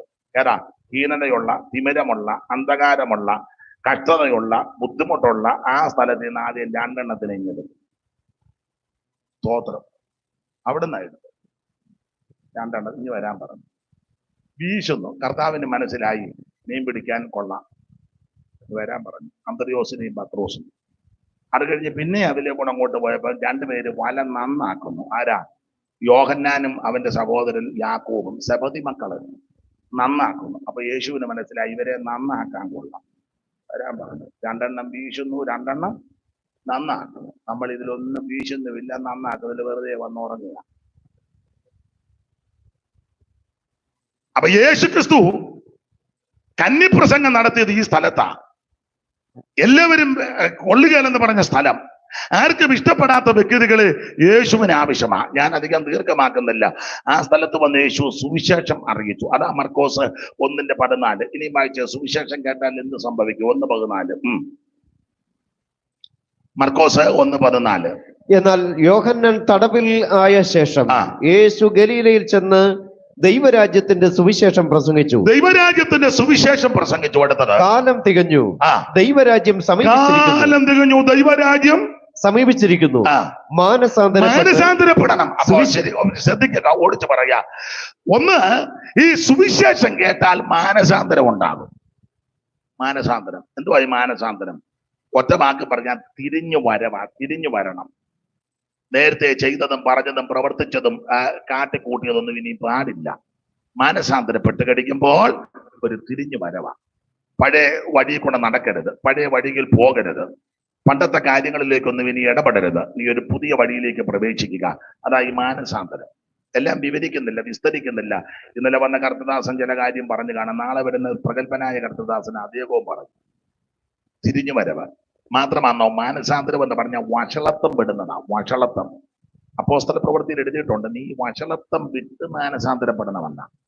വഷളത്വം, ഒത്തിരി കാര്യം വഷളത്വങ്ങളുണ്ട്. അതെല്ലാം ഇപ്പം വിവരിക്കാൻ നേരമില്ല, ഉദ്യോഗമായതുകൊണ്ട് എല്ലാം പറയാനൊക്കത്തില്ല. വഷളത്വം ഒത്തിരി ഉണ്ട്, അതെല്ലാം അങ്ങ് വിടണം. അതാ ഈ മാനസാന്തരം.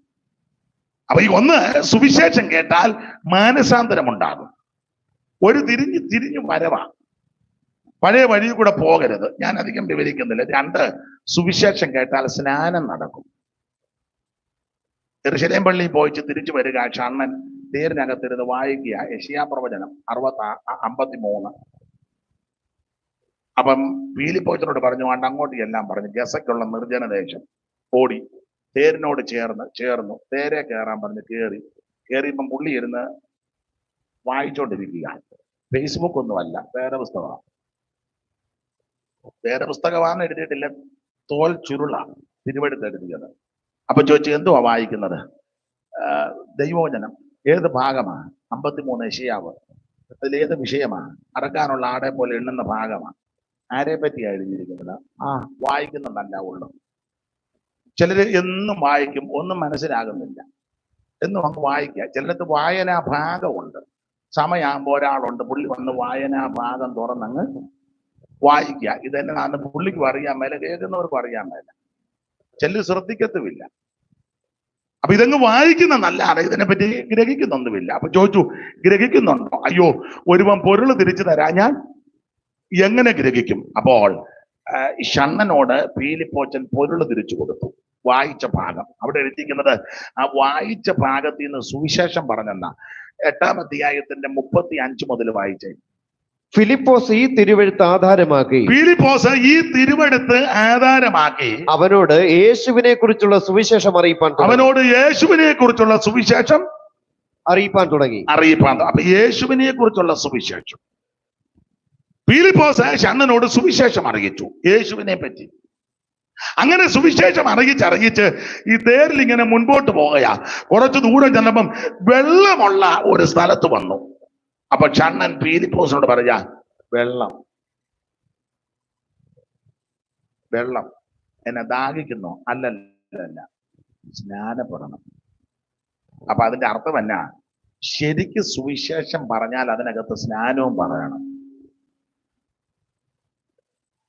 ആൾക്കാരെ എല്ലാം കൂടെ തട്ടിക്കൂട്ടി യേശു രക്ഷിക്കും, കൈ പോക്ക്, കാല് പോക്ക്, മുന്നോട്ട് വാ, സിസ്റ്റർക്ക് എന്തോ തോന്നുന്നു, ബ്രദറിന് എന്തോ സംഭവിച്ചു, ബ്രദറെ അതൊക്കെ നല്ല കാര്യം, ഇത് മാത്രം പറയിപ്പിച്ച് വിട്ടാ പോരാ, ശരിക്ക് സ്നാനം പറയണം. സ്തോത്രം.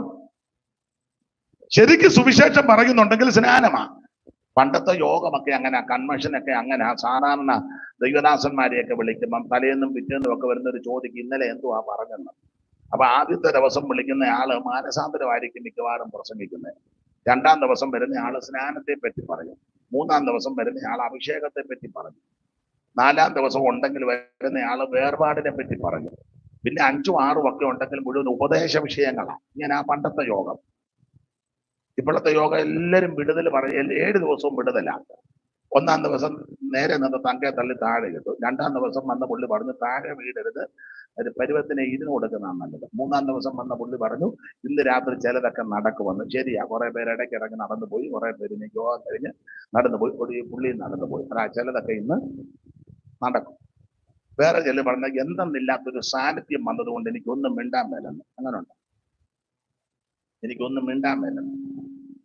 അപ്പൊ ഒരാൾ പറഞ്ഞു, എനിക്കൊന്നും മിണ്ടാൻ മേല. ഞങ്ങളുടെ ഒരു അച്ചായൻ പറഞ്ഞു, മിണ്ടുന്നവരവിടെ ഉണ്ടായിരുന്നില്ല, അവർക്ക് കൊടുക്കണ്ടായിരുന്നു. നീ മിണ്ടുന്നില്ലെന്ന് പറഞ്ഞ് മൈക്ക് പാട്ട് ഇങ്ങനെ നിൽക്കുകയും ചെയ്യാം, മിണ്ടുന്നവൻ അവിടെ വെറുതെ ഇരിക്കുകയും ചെയ്യാം. ഇതൊക്കെയാ ഇപ്പൊ നടക്കുന്നത്. അത് ശരിക്ക് സുവിശേഷം പറഞ്ഞാൽ അതിനകത്ത് സ്നാനമുണ്ട്. ഷണ്ണനോട് ഫിലിപ്പോസ് സുവിശേഷം പറഞ്ഞു, ഈ തിരുവെടുത്ത് ആധാരമാക്കി സുവിശേഷം. ആ സുവിശേഷത്തിനകത്ത് സ്നാനമുണ്ട്. അതുകൊണ്ട് വെള്ളം കണ്ടപ്പം ഷണ്ണൻ പറഞ്ഞു, എനിക്ക് സ്നാനപ്പെടണം. അന്ന് ആ മുക്കാൻ പറഞ്ഞില്ല, നീ വിശ്വസിക്കുന്നു. പ്രായമുള്ളവരെ മുക്കാൻ വ്യവസ്ഥയില്ല, പിള്ളേരെ മുക്കാനും വ്യവസ്ഥയില്ല. ഒറ്റ വ്യവസ്ഥയുള്ളൂ, വിശ്വസിക്കുന്നവരെ മുക്കണം. ഇത് വിശ്വസിക്കുന്നവരെയാ മുക്കേണ്ടത്. ഷണ്ണൻ ഫിലിപ്പോസിനെ സ്നാനപ്പെടുത്തി. സ്നാനമോ ജഡത്തിന്റെ അഴുക്ക് കളയാനല്ല, ദൈവത്തോട് നല്ല മനസ്സാക്ഷില്ല. എങ്ങനെയാ സ്നാനം? വെള്ളത്തിൽ മുങ്ങി സ്നാനപ്പെടണം. അത് പിതാവിന്റെയും പുത്രന്റെയും പരിശുദ്ധാത്മാവിന്റെ, യേശുനാമത്തിലല്ല, പത്രോസിന്റെ നാമത്തിലുമല്ല, പൗലോസിന്റെ നാമത്തിലുമല്ല, സഭാപിതാക്കന്മാരുടെ നാമത്തിലൊന്നുമല്ല. യേശു വളരെ വ്യക്തമായിട്ട് പറഞ്ഞേച്ചാ പോയത്. കാരണം തെറ്റിക്കുമെന്ന് കർത്താവിനറിയാം. ഒത്തിരി വിദ്വാന്മാര് പിന്നെ വരും, തിയോളജിയന്മാര്, വലിയ വലിയ വകുപ്പ് പറഞ്ഞ ആൾക്കാർ വരും. യവന്മാര് വന്നിട്ട് കുഴയ്ക്ക് വന്ന് യേശുവിന് നല്ലതുപോലെ അറിയാം. അതുകൊണ്ട് യേശു വളരെ ക്ലിയർ ആക്കി പറഞ്ഞു, ആകയാൽ നിങ്ങൾ പുറപ്പെട്ട് പിതാവിന്റെയും പുത്രന്റെയും പരിശുദ്ധാത്മാവിന്റെയും നാമങ്ങളിൽ എന്നല്ല, നാമത്തിൽ. ഏകത്വം, ത്രിയേക ദൈവം. മനസ്സിലാകുന്നുണ്ടോ? വല്ലോ? ത്രിയേക ദൈവം നാമങ്ങളിൽ എന്നല്ല, പിതാവിന്റെയും പുത്രന്റെയും പരിശുദ്ധാത്മാവിന്റെയും നാമത്തിൽ ഒന്ന് തന്നെ. ഇതാണ് യേശു പഠിപ്പിച്ച ഉപദേശം. അപ്പോൾ ഈ നാമത്തിൽ നിങ്ങൾ സ്നാനപ്പെടണം. അപ്പൊ സ്നാനമോ ജഡത്തിന്റെ അഴുക്ക് കളയാനല്ല, ദൈവത്തോട് നല്ല മനസ്സാക്ഷിക്കുക. പെന്തിക്കോസുകാര് കണ്ടുപിടിച്ച മാർഗമല്ല ഇത്. പെന്തിക്കോസുകാർ ഈ കേരളത്തിൽ വരുന്നതിന് മുമ്പേ തിരുവഴുത്ത് എഴുതി വെച്ചിരിക്കുന്നതാണ്. പിന്നെ ഞങ്ങളുടെ ആൾക്കാർ തപ്പി നോക്കിയപ്പോൾ ഇത് കൃത്യമാണെന്ന് മനസ്സിലായി. അത് ഉള്ള കാര്യം ഉള്ളതുപോലെ പറയാ. നീ അതിന്റെ പല്ല് കെട്ടിച്ചിട്ടോ ആൾക്കാരെ തടഞ്ഞു വെച്ചിട്ടോ ഉരുക്കൊപ്പിച്ചിട്ടൊന്നും യാതൊരു കാര്യമില്ല. ഇതിന് മരിച്ച് കീറിക്കളയാനും ഒക്കത്തില്ല. ഇതുള്ള കാര്യമാ. എന്റെ ജോർജ് കുട്ടി മുങ്ങിയെ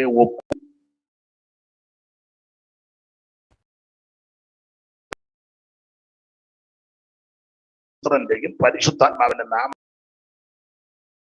അപ്പൊ ശരിക്കും സുവിശേഷം പറഞ്ഞാൽ സ്നാനമുണ്ട്. അപ്പൊ ഓടിച്ചു പറയാ, എന്താ സുവിശേഷം? യേശു ക്രിസ്തു. എന്തിനാ സുവിശേഷം? സകല മനുഷ്യനും രക്ഷപ്പെടാൻ. ആരാ സുവിശേഷം കേൾക്കണ്ടേ? സകല ജാതികളും കേൾക്കണം. കേട്ടാലുള്ള ഗുണമെന്ന അതാ പറഞ്ഞുകൊണ്ടിരിക്കുന്നത്. സുവിശേഷം കേട്ടാൽ ഒന്ന് മാനസാന്തരം ഉണ്ടാകും, 2 സ്നാനം നടക്കും, സ്നാനപ്പെടണം. 3 സുവിശേഷം ശരിക്ക് കേട്ടാൽ, സുവിശേഷം വചനമാ കേട്ടോ. ആദിയിൽ വചനം ഉണ്ടായിരുന്നു, വചനം ദൈവത്തോടു കൂടിയായിരുന്നു, ആ വചനം ദൈവമാ, അതാ സുവിശേഷം. ഈ വചനം കേട്ടാൽ അഭിഷേകം പ്രാപിക്കും. നിന്നെന്നൊക്കെ ചിലര് പറയുന്നു. ഞാൻ തർക്കിക്കാനില്ല, എനിക്ക് നിന്നിട്ടില്ല. പുസ്തകത്തിൽ നിൽക്കുമെന്ന് വാക്യവും ഇല്ല. ഇനി പിന്നെ എനിക്ക് ആരെയും വലിയ കാര്യവും ഇല്ല ആ വിഷയത്തിൽ. ശരിക്കും വചനം കേട്ട അഭിഷേകം വരും, തെളിവ്. കൊർന്നല്യോസ് വീട്ടിലോട്ട് പത്രോസിനെ കർത്താവ് അയക്കുക. പുള്ളി പോവുകയല്ലായിരുന്നു, അതിന് ആ തുപ്പട്ടി ഇറക്കി കാണിച്ചു. അപ്പൊ പുള്ളി പോയി. പുള്ളിക്ക് ഈ പെന്തിക്കോസൊക്കെ ആണെന്നിൽ ഇച്ചിരി തലക്കനമൊക്കെ ഉള്ള ആളാ. ഞങ്ങൾ ഇച്ചിരി കൂടിയതാ, അവരിച്ചിരി കുറഞ്ഞതാ. ഞങ്ങള് സിറിയനാണ്, മറ്റവന് കിറിയനാണ്. ഞങ്ങള് ഒറിജിനലാണ്, മറ്റവൻ ഇച്ചിരി മോശമാണ്. അങ്ങനെ നമ്മുടെ ആൾക്കാർക്കും ഉണ്ട്. ആ നോട്ടോ ഇരുമ്പും കാണുമ്പോൾ അറിയാം. സംസാരിക്കുമ്പോഴും ഒക്കെ അതിന്റെ ആ വെച്ചിരുത്തുണ്ട്. ഉണ്ട്. ഞാനൊരു സ്ഥലത്ത് യോഗത്തിന് ചെന്നപ്പോൾ ഞാൻ ചോദിച്ചു, അവര് നിങ്ങളുടെ കൂടെ ഇല്ലയോ? ആ, നമ്മുടെ കൂടെ. മറ്റേതാണ്. ഒരപ്പത്തിൽ നിന്ന് നുറുക്കി അടിക്കുന്നവനാ പറഞ്ഞത്. മറ്റേതാണ്. ഞാൻ ചോദിച്ചു, മറ്റേതെന്ന് വെച്ചാൽ അവര് പറഞ്ഞ ഭാഷ അതുപോലെ പറയാം, മരക്കാന്മാരാണ്. അങ്ങനുണ്ട്. എല്ലാ ഞായറാഴ്ച ഇരുന്ന് മറുഭാഷ പറഞ്ഞ് നല്ല കീച്ചുക. തമ്പേറൊക്കെ കമത്തിട്ട് അടുപ്പിച്ച് പെരുപ്പിക്കുക. എന്നാൽ ഇവന്റെ എല്ലാം ഉള്ളിൽ ഇതിരിക്കുക. മനസ്സിലാകുന്നില്ലായിരിക്കും അല്ലയോ? എഴുന്നേറ്റ് പോകരുത്. നമുക്ക് എപ്പോഴാ യോഗം നടത്തണ്ടേ? അച്ചായൻ 10 വരെ പോകാണ്ട് പറഞ്ഞെങ്കിലും സമയം എന്ത് വായിക്കും? 9:15, 9:30 നിർത്താം. മതി. ഗുണമാകാനാന്നേ അതൊക്കെ മതി. എന്തിനാ 10 മണി വരെ കിട്ടുന്നത്?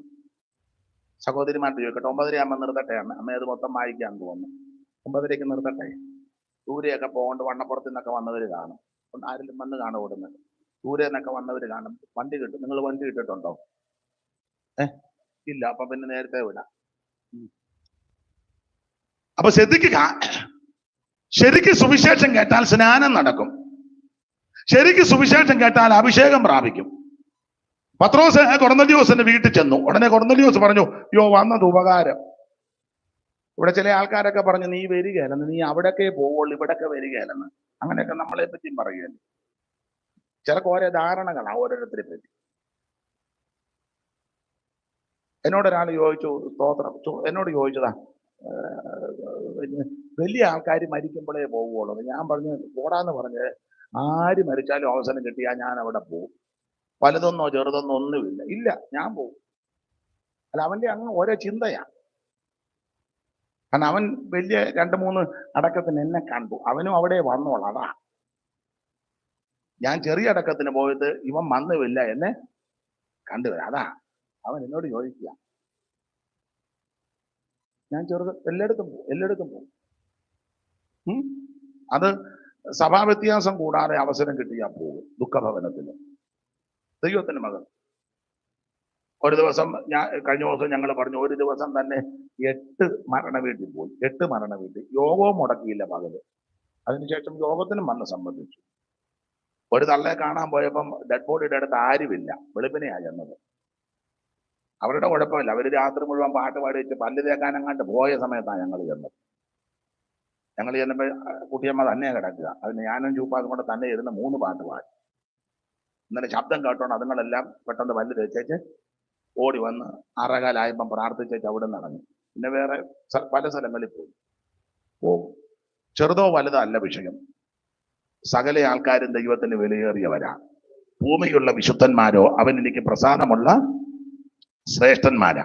അപ്പൊ ശ്രദ്ധിക്കുക, പത്രോസ് ഇവിടെ ചെന്നപ്പോൾ കൊർന്നല്യോസ് പറഞ്ഞു, നീ വന്നത് ഉപകാരം, ഞങ്ങളെല്ലാം ഇവിടെ ഉണ്ട്.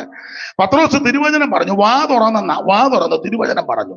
അങ്ങനെ പത്രോസ് ദൈവവചനം പറഞ്ഞു, യേശുവിനെ പറ്റി തിരുവചനം അടുക്കിടക്കായിട്ട് പറഞ്ഞു. അപ്പൊ എന്ത് സംഭവിച്ചു? 44 വായിച്ചേ, 44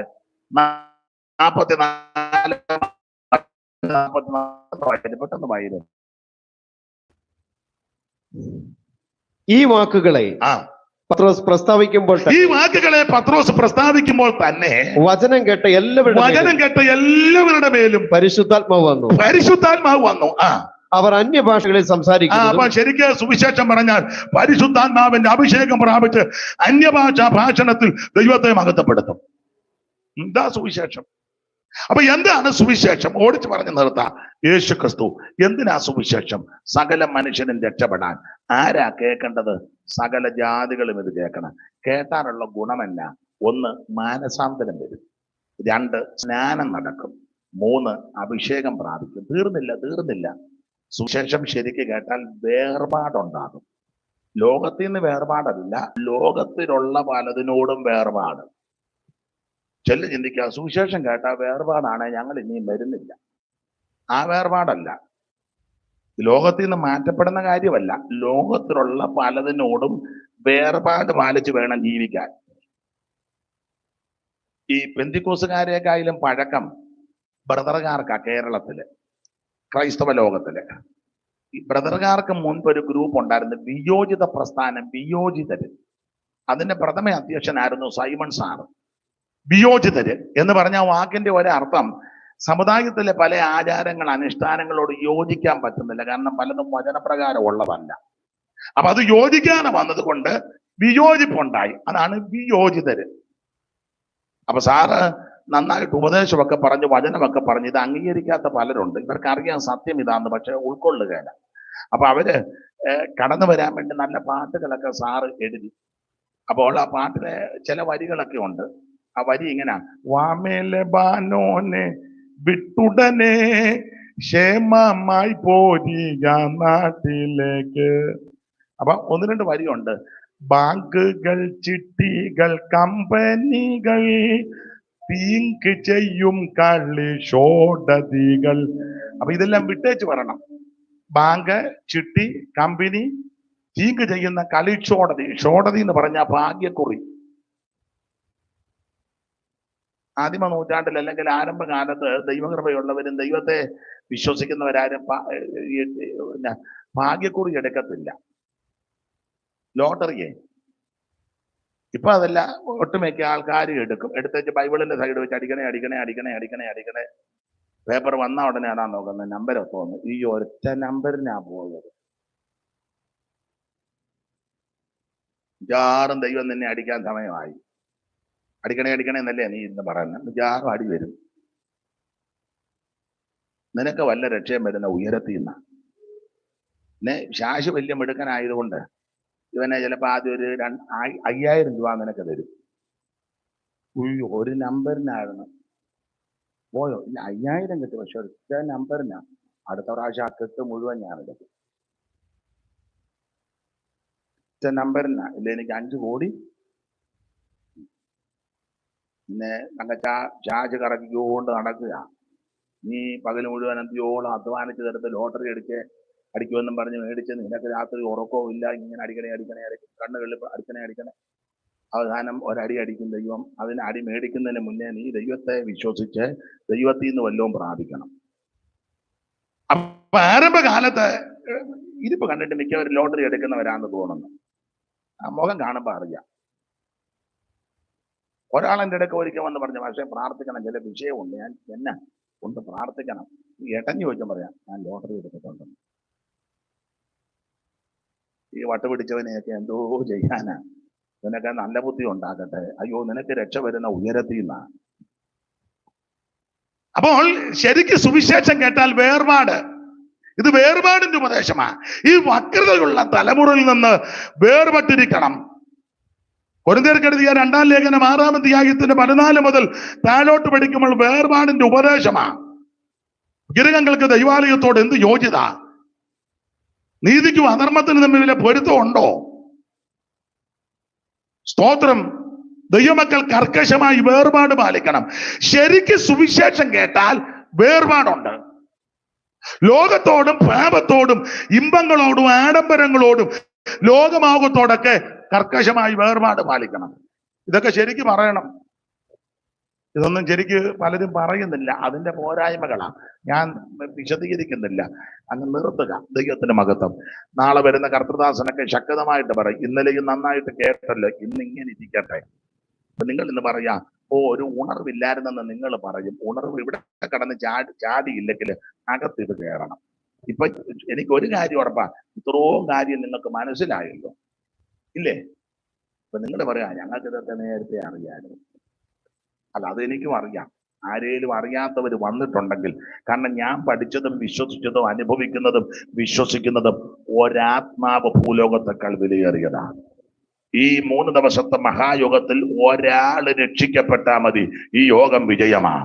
ഒരാള് യഥാസ്ഥാനപ്പെട്ടാ മതി, ഈ യോഗം വിജയമാണ്. കാരണം ഒരാത്മാവ് ഭൂലോകത്തെക്കാൾ വിലയേറിയതാ. അതുകൊണ്ടാണ് ഇത്ര ലളിതമായിട്ട് ഞാൻ പറഞ്ഞു തന്നത്. ആമേൻ. ദൈവത്തിന് മഹത്വം. എന്താണ് സുവിശേഷം? അത് യേശു ക്രിസ്തു. എന്തിനാ സുവിശേഷം? സകല മനുഷ്യരും രക്ഷപ്പെടാൻ. ആരാ കേൾക്കേണ്ടത്? സകല ജാതികളും ഇത് കേൾക്കണം. കേട്ടാലുള്ള ഗുണമെന്നാ? 1, മാനസാന്തരം ഉണ്ടാകും. 2, സ്നാനം നടക്കും. 3, അഭിഷേകം പ്രാപിക്കും. 4, കർക്കശമായ വേർപാടിന്റെ ഉപദേശത്തിൽ നിൽക്കും. അതാണ് സുവിശേഷം. ആ സുവിശേഷ പുസ്തകത്തിൽ നിന്ന് ഇന്ന് രാത്രി വായിച്ചത്. അതിനെപ്പറ്റി 2 കാര്യം പറഞ്ഞ് അങ്ങ് നിർത്താം. 2 പോയിന്റ് പറയാം, അത് മതി. ഗുണമാകാനാണ് ഇതൊക്കെ മതി. 14-ന്റെ 1 വായിച്ചു. നിങ്ങളുടെ ഹൃദയം കലങ്ങിപ്പോകരുത്. നിങ്ങളുടെ ഹൃദയം കലങ്ങിപ്പോകരുത്. യോഹന്നാന്റെ സുവിശേഷത്തിന്റെ വിശേഷത യേശു ക്രിസ്തു ദൈവമാണെന്ന് തെളിയിക്കുക. ഓരോ അധ്യായത്തിലും യേശു ദൈവമാണെന്ന് തെളിയിച്ചു. 1-ാം അധ്യായത്തിൽ അവിടുന്ന് ലോകത്തിന്റെ പാപത്തെ ചുമക്കുന്ന ദൈവകുഞ്ഞാട്. 2-ാം അധ്യായത്തിൽ കാനാവിലെ കല്യാണ വീട്ടിൽ പച്ചവെള്ളത്തെ ക്രിസ്തു വീഞ്ഞാക്കി തീർത്തു. 3-ാം അധ്യായത്തിൽ നിത്യജീവൻ കൊടുക്കുന്ന സർവശക്തനായ ദൈവം. 4-ാം അധ്യായത്തിൽ അവിടുന്ന് ആത്മാവാകുന്ന ദൈവം. 5-ാം അധ്യായത്തിൽ സകല ദീനങ്ങളും യാതുകളും പുറപ്പിക്കുന്ന ദൈവം. 6-ാം അധ്യായത്തിൽ ജീവന്റെ അപ്പമായ ദൈവം. 7-ാം അധ്യായത്തിൽ ആത്മ നിറവിനെ കൊടുക്കുന്ന ദൈവം. 8-ാം അധ്യായത്തിൽ സാക്ഷാൽ വെളിച്ചമാകുന്ന ദൈവം. 9-ാം അധ്യായത്തിൽ ഏത് രോഗത്തെയും സൗഖ്യമാക്കുവാനത് പാരമ്പര്യമാകാം, കുടുംബ പശ്ചാത്തലമാകാം, ജന്മനാ ഉള്ളതായിരിക്കാം, പിറവിയിലെ കുരുടനെ സൗഖ്യമാക്കിയ അത്ഭുതങ്ങളുടെ ദൈവം. 10-ാം അധ്യായത്തിൽ നല്ല ഇടയനായ ദൈവം. 11, 12 അധ്യായത്തിൽ മരിച്ചവരെ ഉയർപ്പിക്കുന്ന ദൈവം. 13-ാം അധ്യായത്തിൽ അന്ത്യത്താഴത്തിൽ കാര്യങ്ങൾ പറഞ്ഞ് അവരെ ഉറപ്പിക്കുന്ന ദൈവം. 14-ാം അധ്യായത്തിന്റെ പ്രാരംഭ ഭാഗമാണ് നമ്മൾ വായിച്ചത്. നിങ്ങളുടെ ഹൃദയം കലങ്ങരുത്. അധികം വിവരിക്കുന്നില്ല.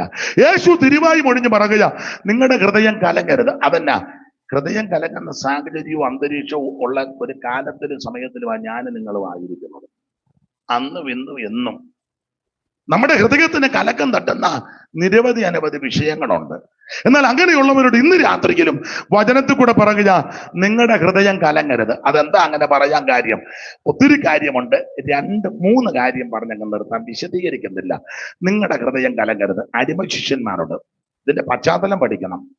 14-ാം അധ്യായത്തിന്റെ 1 പറഞ്ഞ ഹൃദയം കലങ്ങരുത്. അപ്പൊ 13 പഠിക്കണം.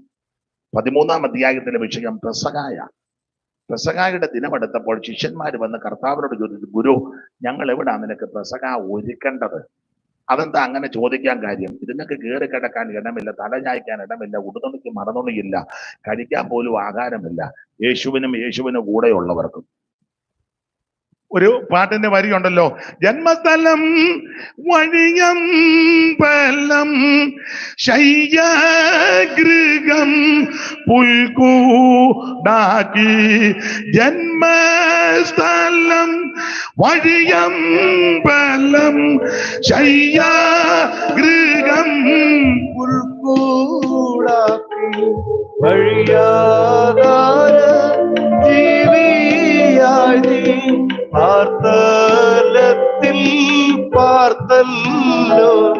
ഓ വഴിയാര ജീവിയായി ഭൂതം സഞ്ചരിച്ചു. ചെറിയ പരിവക്കേടുണ്ട്, കുഴപ്പമില്ല. അപ്പൊ ശ്രദ്ധിക്കുക, ജന്മസ്ഥലം അടിയമ്പലം, ശയ്യാഗ്രഹം പുൽക്കൂട, അരക്കാശിന് മുതലുമില്ല, തലചായ്പാനുള്ള ഇടമില്ലാത്തവനാ. അതുകൊണ്ട് ആ ശിഷ്യന്മാര് വന്ന് ചോദിച്ചു, ഗുരു എവിടാ ഞങ്ങൾ പ്രസംഗം ഒരുക്കണ്ടേ? നമുക്ക് ഹെഡ് ക്വാർട്ടേഴ്സ് ഇല്ല, സെൻട്രൽ പ്രൈത്തോം ഇല്ല, സെൻട്രൽ സഭയില്ല. ആർക്കാ? യേശുവിനും ശിഷ്യന്മാർക്കും അല്ലേ? സെൻട്രൽ പാസ് ഇല്ല. ഇന്നൊക്കെയാണ് നമ്മുടെ, എന്റെ കാല് വേദനിക്കുന്നത്. ഇന്നാണ് സെൻട്രൽ പാസ് ഇങ്ങനെ ഇരിക്കുക. എല്ലാരും പറഞ്ഞു വിടുക ഇല്ലേ? യേശുവിന്റെ കാലത്ത് നിങ്ങൾ ഇത്ര നേരം ഇരിക്കില്ലേ, ഞാൻ ഇത്ര നേരം ഇരിക്കട്ടെ, കാല് വേദനിക്കും. അപ്പൊ യേശുവിന്റെ കാലത്ത് തലചായ്ക്കാൻ ഇടമില്ല, കേറിക്കിടക്കാൻ സ്ഥലമില്ല, യാത്ര ചെയ്യാൻ വണ്ടിയില്ല, ഒന്നുമില്ല. മിക്കപ്പോഴും ശുശ്രൂഷ കഴിഞ്ഞ് വിശന്ന് പ്രാണം തല്ലിയാ പോകുന്നത്. അതുകൊണ്ടല്ലയോ ആരുടെയോ വയലിലിറങ്ങി കതിരി പറിച്ച് തിരുമ്മി തിന്നു. വിശന്ന യേശുവിനും വിശന്നു. നോക്കി അത്തിയലോട്ട് ഇങ്ങനെ തളർത്തു നിൽക്കുക, ഒരു കായെങ്കിലും കിട്ടുമെന്ന് ഓർത്ത് കിട്ടിയില്ല, വിശന്നു. സ്തോത്രം. ശിഷ്യന്മാർക്കും വിശപ്പുണ്ട്, മിക്കവരും വിളിക്കത്തില്ല. എന്നാ ചിലര് ഭക്ഷണത്തിന് വിളിക്കും. ഒരിക്കൽ വിശന്നിട്ടായിരിക്കാം ശിമോന്റെ വീട്ടിൽ ഭക്ഷണത്തിന് വെച്ചപ്പോ ഇതുങ്ങൾ കൈ കഴുകാതെ കയറി ഭക്ഷണം കഴിച്ചു. മറ്റവന്മാരിങ്ങനെ നോക്കിയിരിക്കുക ഭയങ്കര ഇതും കൊണ്ട്. എന്നെ പറഞ്ഞ ഇങ്ങനെ ചോദിച്ചത് ഞാൻ പറഞ്ഞ തെറ്റിപ്പോ എന്തുവാ? ഞാൻ പറയുന്നില്ല. ഇങ്ങനെ നോക്കിയിരിക്കുക. ഉടനെ അവര് ചാടി നിർത്ത്, നിന്റെ ശിഷ്യന്മാർ പൂർവന്മാരുടെ സമ്പ്രദായം ലംഘിച്ചു. എന്താ? കൈ കഴുകാതെ ഭക്ഷണം കഴിച്ചു. വിശന്നിട്ടായിരിക്കാം. നമ്മുടെ ആൾക്കാരും അങ്ങനല്ലേ, കല്യാണത്തിന് പോയാൽ കൈ കഴുകാതായി കഴിക്കുന്നത്. കഴിച്ചാ ചോദിക്കുന്നത് വെള്ളം. അപ്പൊ മനസ്സിലായി കൈ കഴുകാതാ. കൈ കഴുകിയാച്ചാരുന്നേ വെള്ളമുള്ള സ്ഥലം തിട്ടമുണ്ടല്ലോ, അവിടുന്ന് കഴുകിയച്ചല്ലേ ഇങ്ങോട്ട് വന്നേ. കഴി നല്ല എടുപ്പെടുത്തച്ചു. അപ്പൊ മനസ്സിലായി കഴുകാതാ അങ്ങമ്മ ഇത് കീറ്റി വെച്ചിരിക്കുന്നത് അല്ലേ അവറാച്ചനെ. അപ്പൊ ശിഷ്യന്മാരും അങ്ങനൊക്കെ തന്നെ ആയിരുന്നു, കൈ കഴുകാതെ ഭക്ഷണം കഴിച്ചു. അപ്പോൾ പലപ്പോഴും വിശന്ന് കയറി കിടക്കാൻ ഇടമില്ല, തല ചായ്ക്കുവാൻ സ്ഥലവും ഇല്ലാതെ, ദാഹം തീർക്കുവാൻ ജലവും ഇല്ലാതെ, ആശ്വാസം പറവാൻ ആരും തന്നില്ലാതെ, അരുമാ രക്ഷകൻ മരിച്ചു. ആ പാടുകൾ നിന്റെ രക്ഷയ്ക്കായി ഇന്ന മനുജനനം എടുത്ത യേശുരാജ നിൻ സമീപോ ഏറ്റുകൊള്ളവൻ. അറിയാവുന്നവർ ചേർന്ന് പാട്. ഓ ഏറ്റുകൊള്ളവനെ കൈകളിൽ കാൽകളിൽ ആണികൾ തറച്ചു, മുൾമുടി ചൂടിന പൊന്നിന ഏറ്റുകൊള്ളവനെ ഏറ്റുകൊള്ളവനെ തള്ളാതെ ഏറ്റുകൊള്ളവനെ തള്ളാതെ. അപ്പൊ ശ്രദ്ധിക്കുക, ശിഷ്യന്മാർ അതുകൊണ്ടാണ് ചോദിച്ചത്, എവിടാ ഞങ്ങളുടെ പ്രസംഗാവലി കണ്ടത്? കർത്താവ് പറഞ്ഞു, നിങ്ങൾക്ക് എതിരുള്ള നഗരത്തിൽ ചെല്ലണം. അവിടെ ചെല്ലുമ്പം ഒരു കുടം വെള്ളവും കോരിക്കൊണ്ട് ഒരുത്തം വരും. അവന്റെ പുറകെ ചെല്ലണം. അവന്റെ ഒരു വലിയ വീട്ടിൽ കയറും. വീട്ടുകാരൻ ചോദിക്കുക എന്നാ കാര്യമെന്ന്. അപ്പൊ പറയണം, ഗുരുവിന് പ്രസംഗം ഒരുക്കാൻ ശാല എവിടെ? അവൻ വിരിച്ചൊരുക്കിയ ഒരു വന്മാളിക കാണിക്കും. ഇതൊരു പ്രവചനം എന്ന വണ്ണം പറഞ്ഞു. അത് അതുപോലെ ഒത്തു.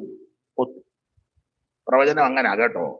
ഇപ്പോഴത്തെ വലിയ വലിയ പ്രവാചകന്മാരെ നിങ്ങൾ കണ്ടിട്ടില്ലേ? ഇങ്ങനൊന്നും അല്ല. കർത്താവ് കൃത്യം പറഞ്ഞു, നിങ്ങൾക്കെതിരെയുള്ള നഗരത്തിൽ ചെല്ലണം. അപ്പം നഗരമുണ്ട്, നിങ്ങൾ അങ്ങോട്ട് പോകണം. ഒരു കുടം വെള്ളവും കോരിക്കൊണ്ടൊരുത്തൻ വരും. ഇന്നത്തെ പ്രവചനം അങ്ങനെയാണോ? ഇവിടെ കുടമുള്ളവരാരാ?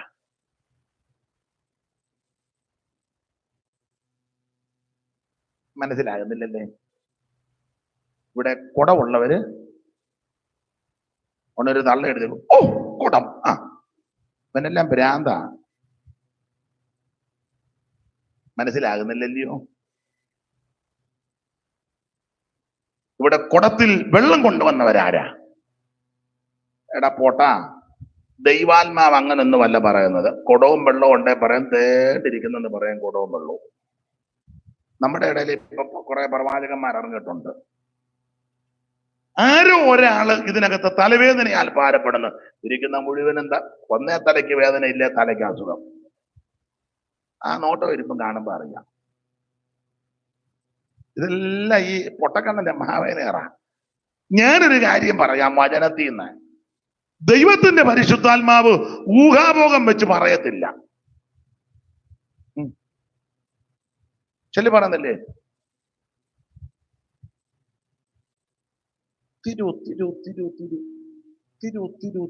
തിരുവനന്തപുരത്ത് നിന്ന് ആരാ വന്നേ? എന്നാ ഒരുത്തൻ എഴുന്നേറ്റു, ആ എന്നെ കാണിച്ചു. തിരുവനന്തപുരം ഉണ്ടെന്ന് ഒത്തിരി വട്ടുകേസുകളുണ്ട്. വസ്തുവിന്റെ വിഷയത്തിൽ ഇരിക്കുന്ന മുഴുവൻ അതിരുതർക്കമുള്ളതാ. ചേട്ടനും അനിയനുമായിട്ടും അയലത്തുകാരുമായിട്ടും മുഴുവൻ ഒരു 90%. പിന്നെ ഇതൊക്കെയാ ഇപ്പോഴത്തെ പ്രവചനം. ഞാൻ നിങ്ങളുടെ വീട്ടിലോട്ട് വരുക. യോ, ഇപ്പൊ ഞാൻ നിങ്ങളുടെ പെരക്കകത്ത് കയറി. എന്തോ ഒരു അക്രമമാകും വല്ലോന്റെ പെരക്കകത്തോട്ട് കയറുന്നു. നിങ്ങളുടെ അലമാര ഞാൻ തുറക്കുക, കേസ് കൊടുക്കണം ഇവനെതിരെ.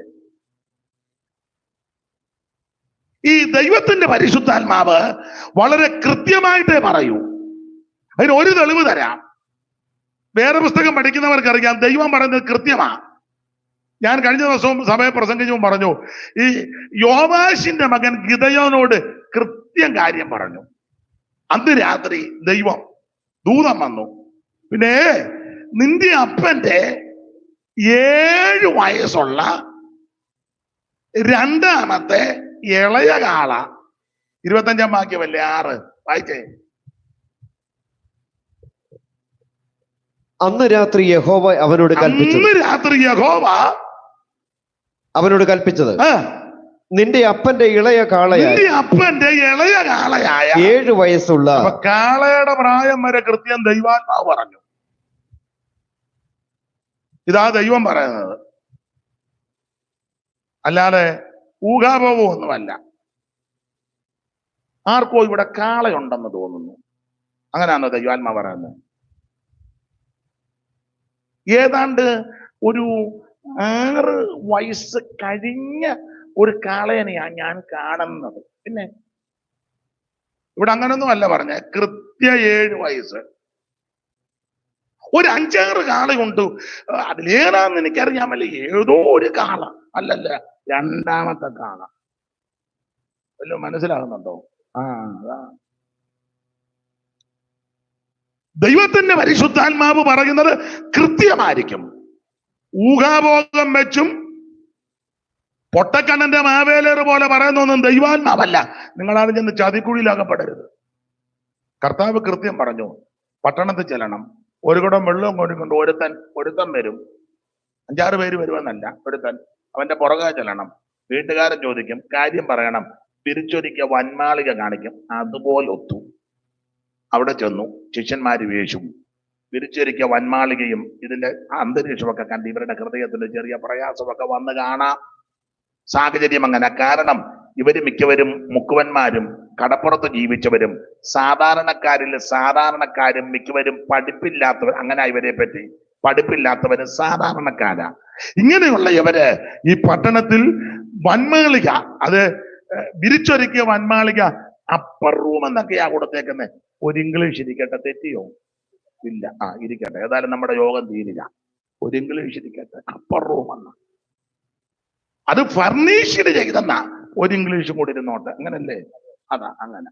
2 ഇംഗ്ലീഷ് ഇരിക്കട്ടെ, നമ്മുടെ യോഗം തീരുന്നു. വളരെ ഫർണിഷ് ചെയ്ത റൂം.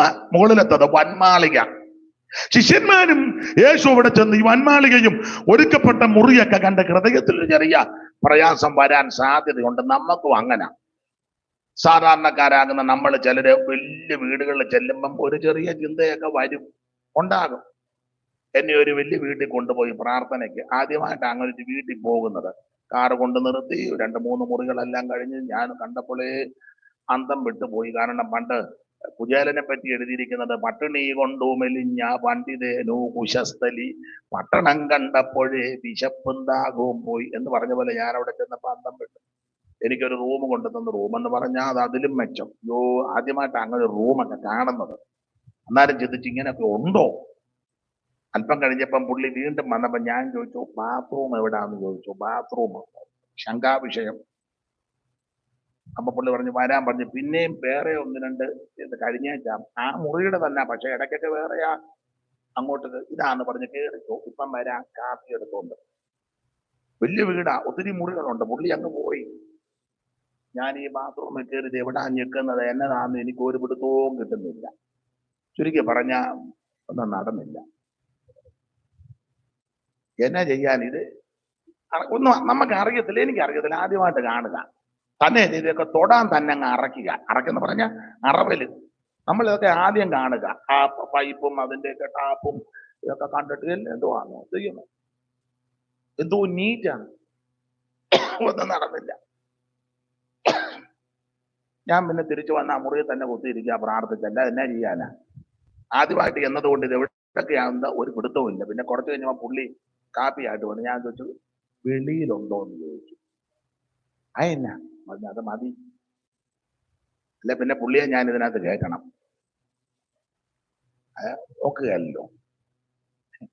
ഇതെവിടാ ഞെക്കുന്നത് എന്തുവാന്ന് എങ്ങനെ അറിയുന്നത്? ആ പുള്ളി പറഞ്ഞ് ഇവിടെ വീടിന്റെ പണിക്ക് വന്നവർക്ക് വേണ്ടി പറഞ്ഞ ഇപ്പൊ അത് മതി എന്ന് പറഞ്ഞു. പിന്നെ പരിപാടി അങ്ങനെ ആയിരുന്നു. അപ്പൊ അങ്ങനെയുള്ള വലിയ വലിയ വീടുകളിലൊക്കെ പോയിട്ടുണ്ട്. കാണുമ്പോ അന്തം വിട്ടു പോവുക. എനിക്ക് സന്തോഷം. ദൈവമക്കൾക്കൊക്കെ അങ്ങനെയുള്ള നല്ല വീടുകൾ ലഭിക്കുന്നത് തന്നെ വളരെ നല്ലതാണ്. പിന്നെ നല്ല കാര്യമാണ്. കുശുമ്പ് കുത്തരുത് ഉടനെ. അതിന്റെ ഒരു വീട് ഈ കുശുമ്പ് എടുക്കുന്നതുകൊണ്ടാണ് നിനക്ക് യാതൊരു ഗതിയും ഗത്യന്തരവും ഇല്ലാതെ നീ ഇപ്പോൾ ഇങ്ങനെ തെണ്ടി നടക്കുന്നത്. ഹൃദയത്തിനകത്ത് മുഴുവൻ കുശുമ്പാണ്. കുശുമ്പല്ല, ഒരുത്തന്റെ നന്മയിൽ നമ്മൾ സന്തോഷിക്കണം. ദൈവമേ അവർക്ക് കൊടുത്ത നന്മകൾക്കായിട്ട് സ്തോത്രം. ഒന്ന് വലിയ നിനക്ക് അന്തസ്സായിട്ട് പറയാൻ ഞങ്ങളുടെ സഭയപ്പെട്ടതാണ് പറയരുതോ? അങ്ങനെ വേണം. ഈ വലിയ വീട്ടിൽ ചെന്ന് ഇതെല്ലാം കണ്ട് അന്തം വിട്ടു, ഹൃദയം കലങ്ങി. അതുകൊണ്ടാ കർത്താവ് ഹൃദയം കലങ്ങിയത് കൊണ്ടാ ഇവരോട് പറഞ്ഞത്. ഈ വീട് കണ്ട് കലങ്ങി, അതിന്റെ കൂടെ ചേർത്താ പറഞ്ഞത് കലങ്ങരുത്, ഞാൻ വേറൊരു വീട് ഒരുക്കുന്നുണ്ട്. ഈ വീട് മെറ്റലും സിമന്റും ഇഷ്ടികയും തടിയും മെറ്റീരിയലായ വസ്തുതകൾ കൊണ്ട് പണിത വീടാ, മനോഹരമാ. പക്ഷെ ഇത് നിലനിൽക്കുന്നതല്ല. ഞാൻ നിങ്ങൾക്ക് വേറൊരു വീട് ഒരുക്കുന്നുണ്ട്. Praise the Lord. നാടില്ല നമുക്ക് ഉലകിൽ, വീടില്ല നമുക്ക് മരുമിൽ, സ്വർലോകത്തിൻ തങ്കത്തെരുവിൽ നാം കാണും വീടൊന്നു വിരവിൽ. സ്വർലോകത്തിൻ തങ്കത്തെരുവിൽ നാം കാണും വീടൊന്നു. ഇന്ന് രാത്രി ഓടിച്ചു നിർത്താ, ഹൃദയം കലങ്ങരുത്. അത് പറയാൻ 3 കാര്യമാ, വിശദീകരിക്കാതെ പറഞ്ഞങ്ങ് നിർത്താം. ഒന്ന്, നമുക്കൊരു ദൈവമുണ്ട്. അതാ യേശു പറഞ്ഞത്, നിങ്ങളുടെ ഹൃദയം കലങ്ങരുത്, ദൈവത്തിൽ വിശ്വസിപ്പീൻ. ഇന്ന് രാത്രി എന്നെ കേൾക്കുന്ന പ്രിയരെ, ഹൃദയം കലങ്ങരുത്. കാരണം എന്നാ? നമുക്കൊരു ദൈവമുണ്ട്. ഏത് ദൈവം? സത്യദൈവമായ, നിത്യദൈവമായ, ഏകദൈവമായ, സാക്ഷാൽ ദൈവമായ, ജീവനുള്ള ദൈവമായ യേശു ക്രിസ്തു. പൗലോസിന്റെ ഭാഷയ്ക്ക് പറഞ്ഞാൽ മതോ ദൈവവും നമ്മുടെ രക്ഷിതാവുമാകുന്ന യേശു ക്രിസ്തു. ഇന്ന് രാത്രി എന്റെ പ്രിയരെ, ഇവിടെ ആരെങ്കിലും ഉണ്ടെങ്കിലും ദൈവമില്ലെങ്കിൽ നീ കുഴയും. പക്ഷേ ഇവിടെ ആരുമില്ലെങ്കിലും നിനക്കൊരു ദൈവമുണ്ടെങ്കിൽ, അത് യേശു ക്രിസ്തുവാകുന്ന സത്യദൈവമുണ്ടെങ്കിൽ നീ രക്ഷപ്പെട്ടു. ഹൃദയം കലങ്ങരുത്. ഒന്ന്, ഹൃദയം കലങ്ങരുതെന്ന് പറയാൻ കാര്യം, നമുക്കൊരു ദൈവമുണ്ട്. ഏത് ദൈവമാ? ഈ സകലത്തെയും സൃഷ്ടിച്ച ദൈവം. അല്ലാതെ ഒരു സ്ഥലം മാത്രം സൃഷ്ടിച്ച ദൈവമല്ല. പള്ളിക്കൂടത്തിൽ പണ്ട് പഠിപ്പിച്ചതാ കോടാലി എടുത്തെറിഞ്ഞപ്പോ കേരളം ഉണ്ടായി വന്നെന്ന്. ബാക്കിയൊക്കെ പിന്നെ ആരാടാ സൃഷ്ടിച്ചേ? സ്കൂളിൽ പഠിപ്പിച്ചതല്ലേ? കന്യാകുമാരിയാദിയായി ഗോകർണാന്തമായി തെക്ക് വടക്ക് നീളെ അന്യോന്യം അമ്പാശി പറഞ്ഞിട്ട് വിട്ട കണ്ണോട്ട് കയറ് തൂങ്ങിച്ചാകരുത്, രക്ഷപ്പെടുകയല്ല. യേശു മാത്രമായ രക്ഷകൻ. തോൻ തീരുമ്പോ കയറ് കൊണ്ടിടുന്നു. അപ്പൊ ശ്രദ്ധിക്കുക, യേശു ക്രിസ്തു മാത്രമായ രക്ഷകൻ. അപ്പൊ ശ്രദ്ധിക്കേണ്ട കാര്യം, നമുക്കൊരു ദൈവമുണ്ട്. ഈ സർവത്തെയും സൃഷ്ടിച്ച ദൈവം, സകലത്തെയും നിർമ്മിച്ച ദൈവം, അനാദിയായും ശാശ്വതമായും നമ്മുടെ ദൈവം. 90-ാം സങ്കീർത്തനം വായിക്കുന്ന കർത്താവേ, നീ തലമുറയായി ഞങ്ങളുടെ സങ്കേതമാ. പർവ്വതങ്ങൾ ഉണ്ടായതിനും നീ ഭൂമിയെയും ഭൂമണ്ഡലത്തെയും നിർമ്മിച്ചതിന് മുമ്പ് നീ അനാദിയായും ശാശ്വതമായി ഞങ്ങളുടെ ദൈവമാ. ഇന്ന് രാത്രി ഹൃദയം കലങ്ങരുത്, കാരണം നമുക്കൊരു ദൈവമുണ്ട്. 2, ഹൃദയം കലങ്ങരുത്. അതാ ഞാൻ പറഞ്ഞത്, നമുക്കൊരു സ്ഥലവും വീടും ഒരുക്കുന്നുണ്ട്. ഇവിടെ ചിലപ്പോ നീ വാടക കെട്ടിടത്തിലായിരിക്കും താമസിക്കുന്നേ, അല്ലെ? പിണങ്ങരുത്, സങ്കടപ്പെടരുത്. പുറമ്പോക്കിലായിരിക്കും താമസിക്കുന്ന. പലകയൊക്കെ അടിച്ച് പനമ്പ് കൊണ്ടൊക്കെ മറച്ച് പനയോല കൊണ്ടൊക്കെ മേഞ്ഞ് ഒക്കെ ആയിരിക്കും. വലിയ ഈട്ടിയും തേക്കും ഒന്നും കഥ കാണുന്ന തൈതലായിരിക്കും. ക്രോസ് ഒരു കാപ്പിക്കമ്പായിരിക്കും വെച്ചിരിക്കുന്നത്. നിരാശയൊന്നും ഉണ്ടാകരുത്. ഉണ്ടാകുമെന്ന് എനിക്കറിയാം, എന്നാലും അങ്ങ് പറയാ, ഉണ്ടാകരുത്. കാരണം നിനക്ക് വേണ്ടി ഒരുക്കുന്ന ഭവനം വേറെയാണ്. വൈഡൂര്യവും നഗവർണിയും പുഷ്യരാഗവും ഗോമേതകവും പത്മരാഗവും സുഗന്ധരക്തവും എന്നുള്ളതാ ആ രക്തങ്ങളാൽ അലങ്കൃതമായ ഒരു പട്ടണം ആ ഒരു ഭവനം എനിക്ക് നിങ്ങൾക്ക് വേണ്ടി ഒരുക്കുന്നുണ്ട്. അതുകൊണ്ട് ഇന്ന് രാത്രി ഹൃദയം കലങ്ങിപ്പോകരുത്, ഏറ്റവും മെച്ചപ്പെട്ട ഒന്ന് ഒരുക്കുന്നുണ്ട്. സ്തോത്രം. ഹൃദയം കലങ്ങരുത്. 3, ഹൃദയം കലങ്ങരുതെന്ന് പറയാൻ കാര്യം അവിടെ എഴുതിയിട്ടുണ്ട്. ഞാനേ അവിടെ ചെന്ന് വീടും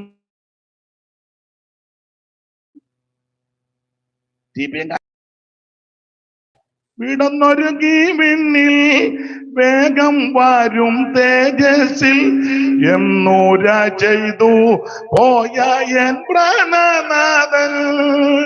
വിടന്നൊരുങ്ങി വിണ്ണിൽ വേഗം വരും തേജസ്സിൽ എന്നൂര ചെയ്ത് പോയ എൻ പ്രാണനാഥൻ.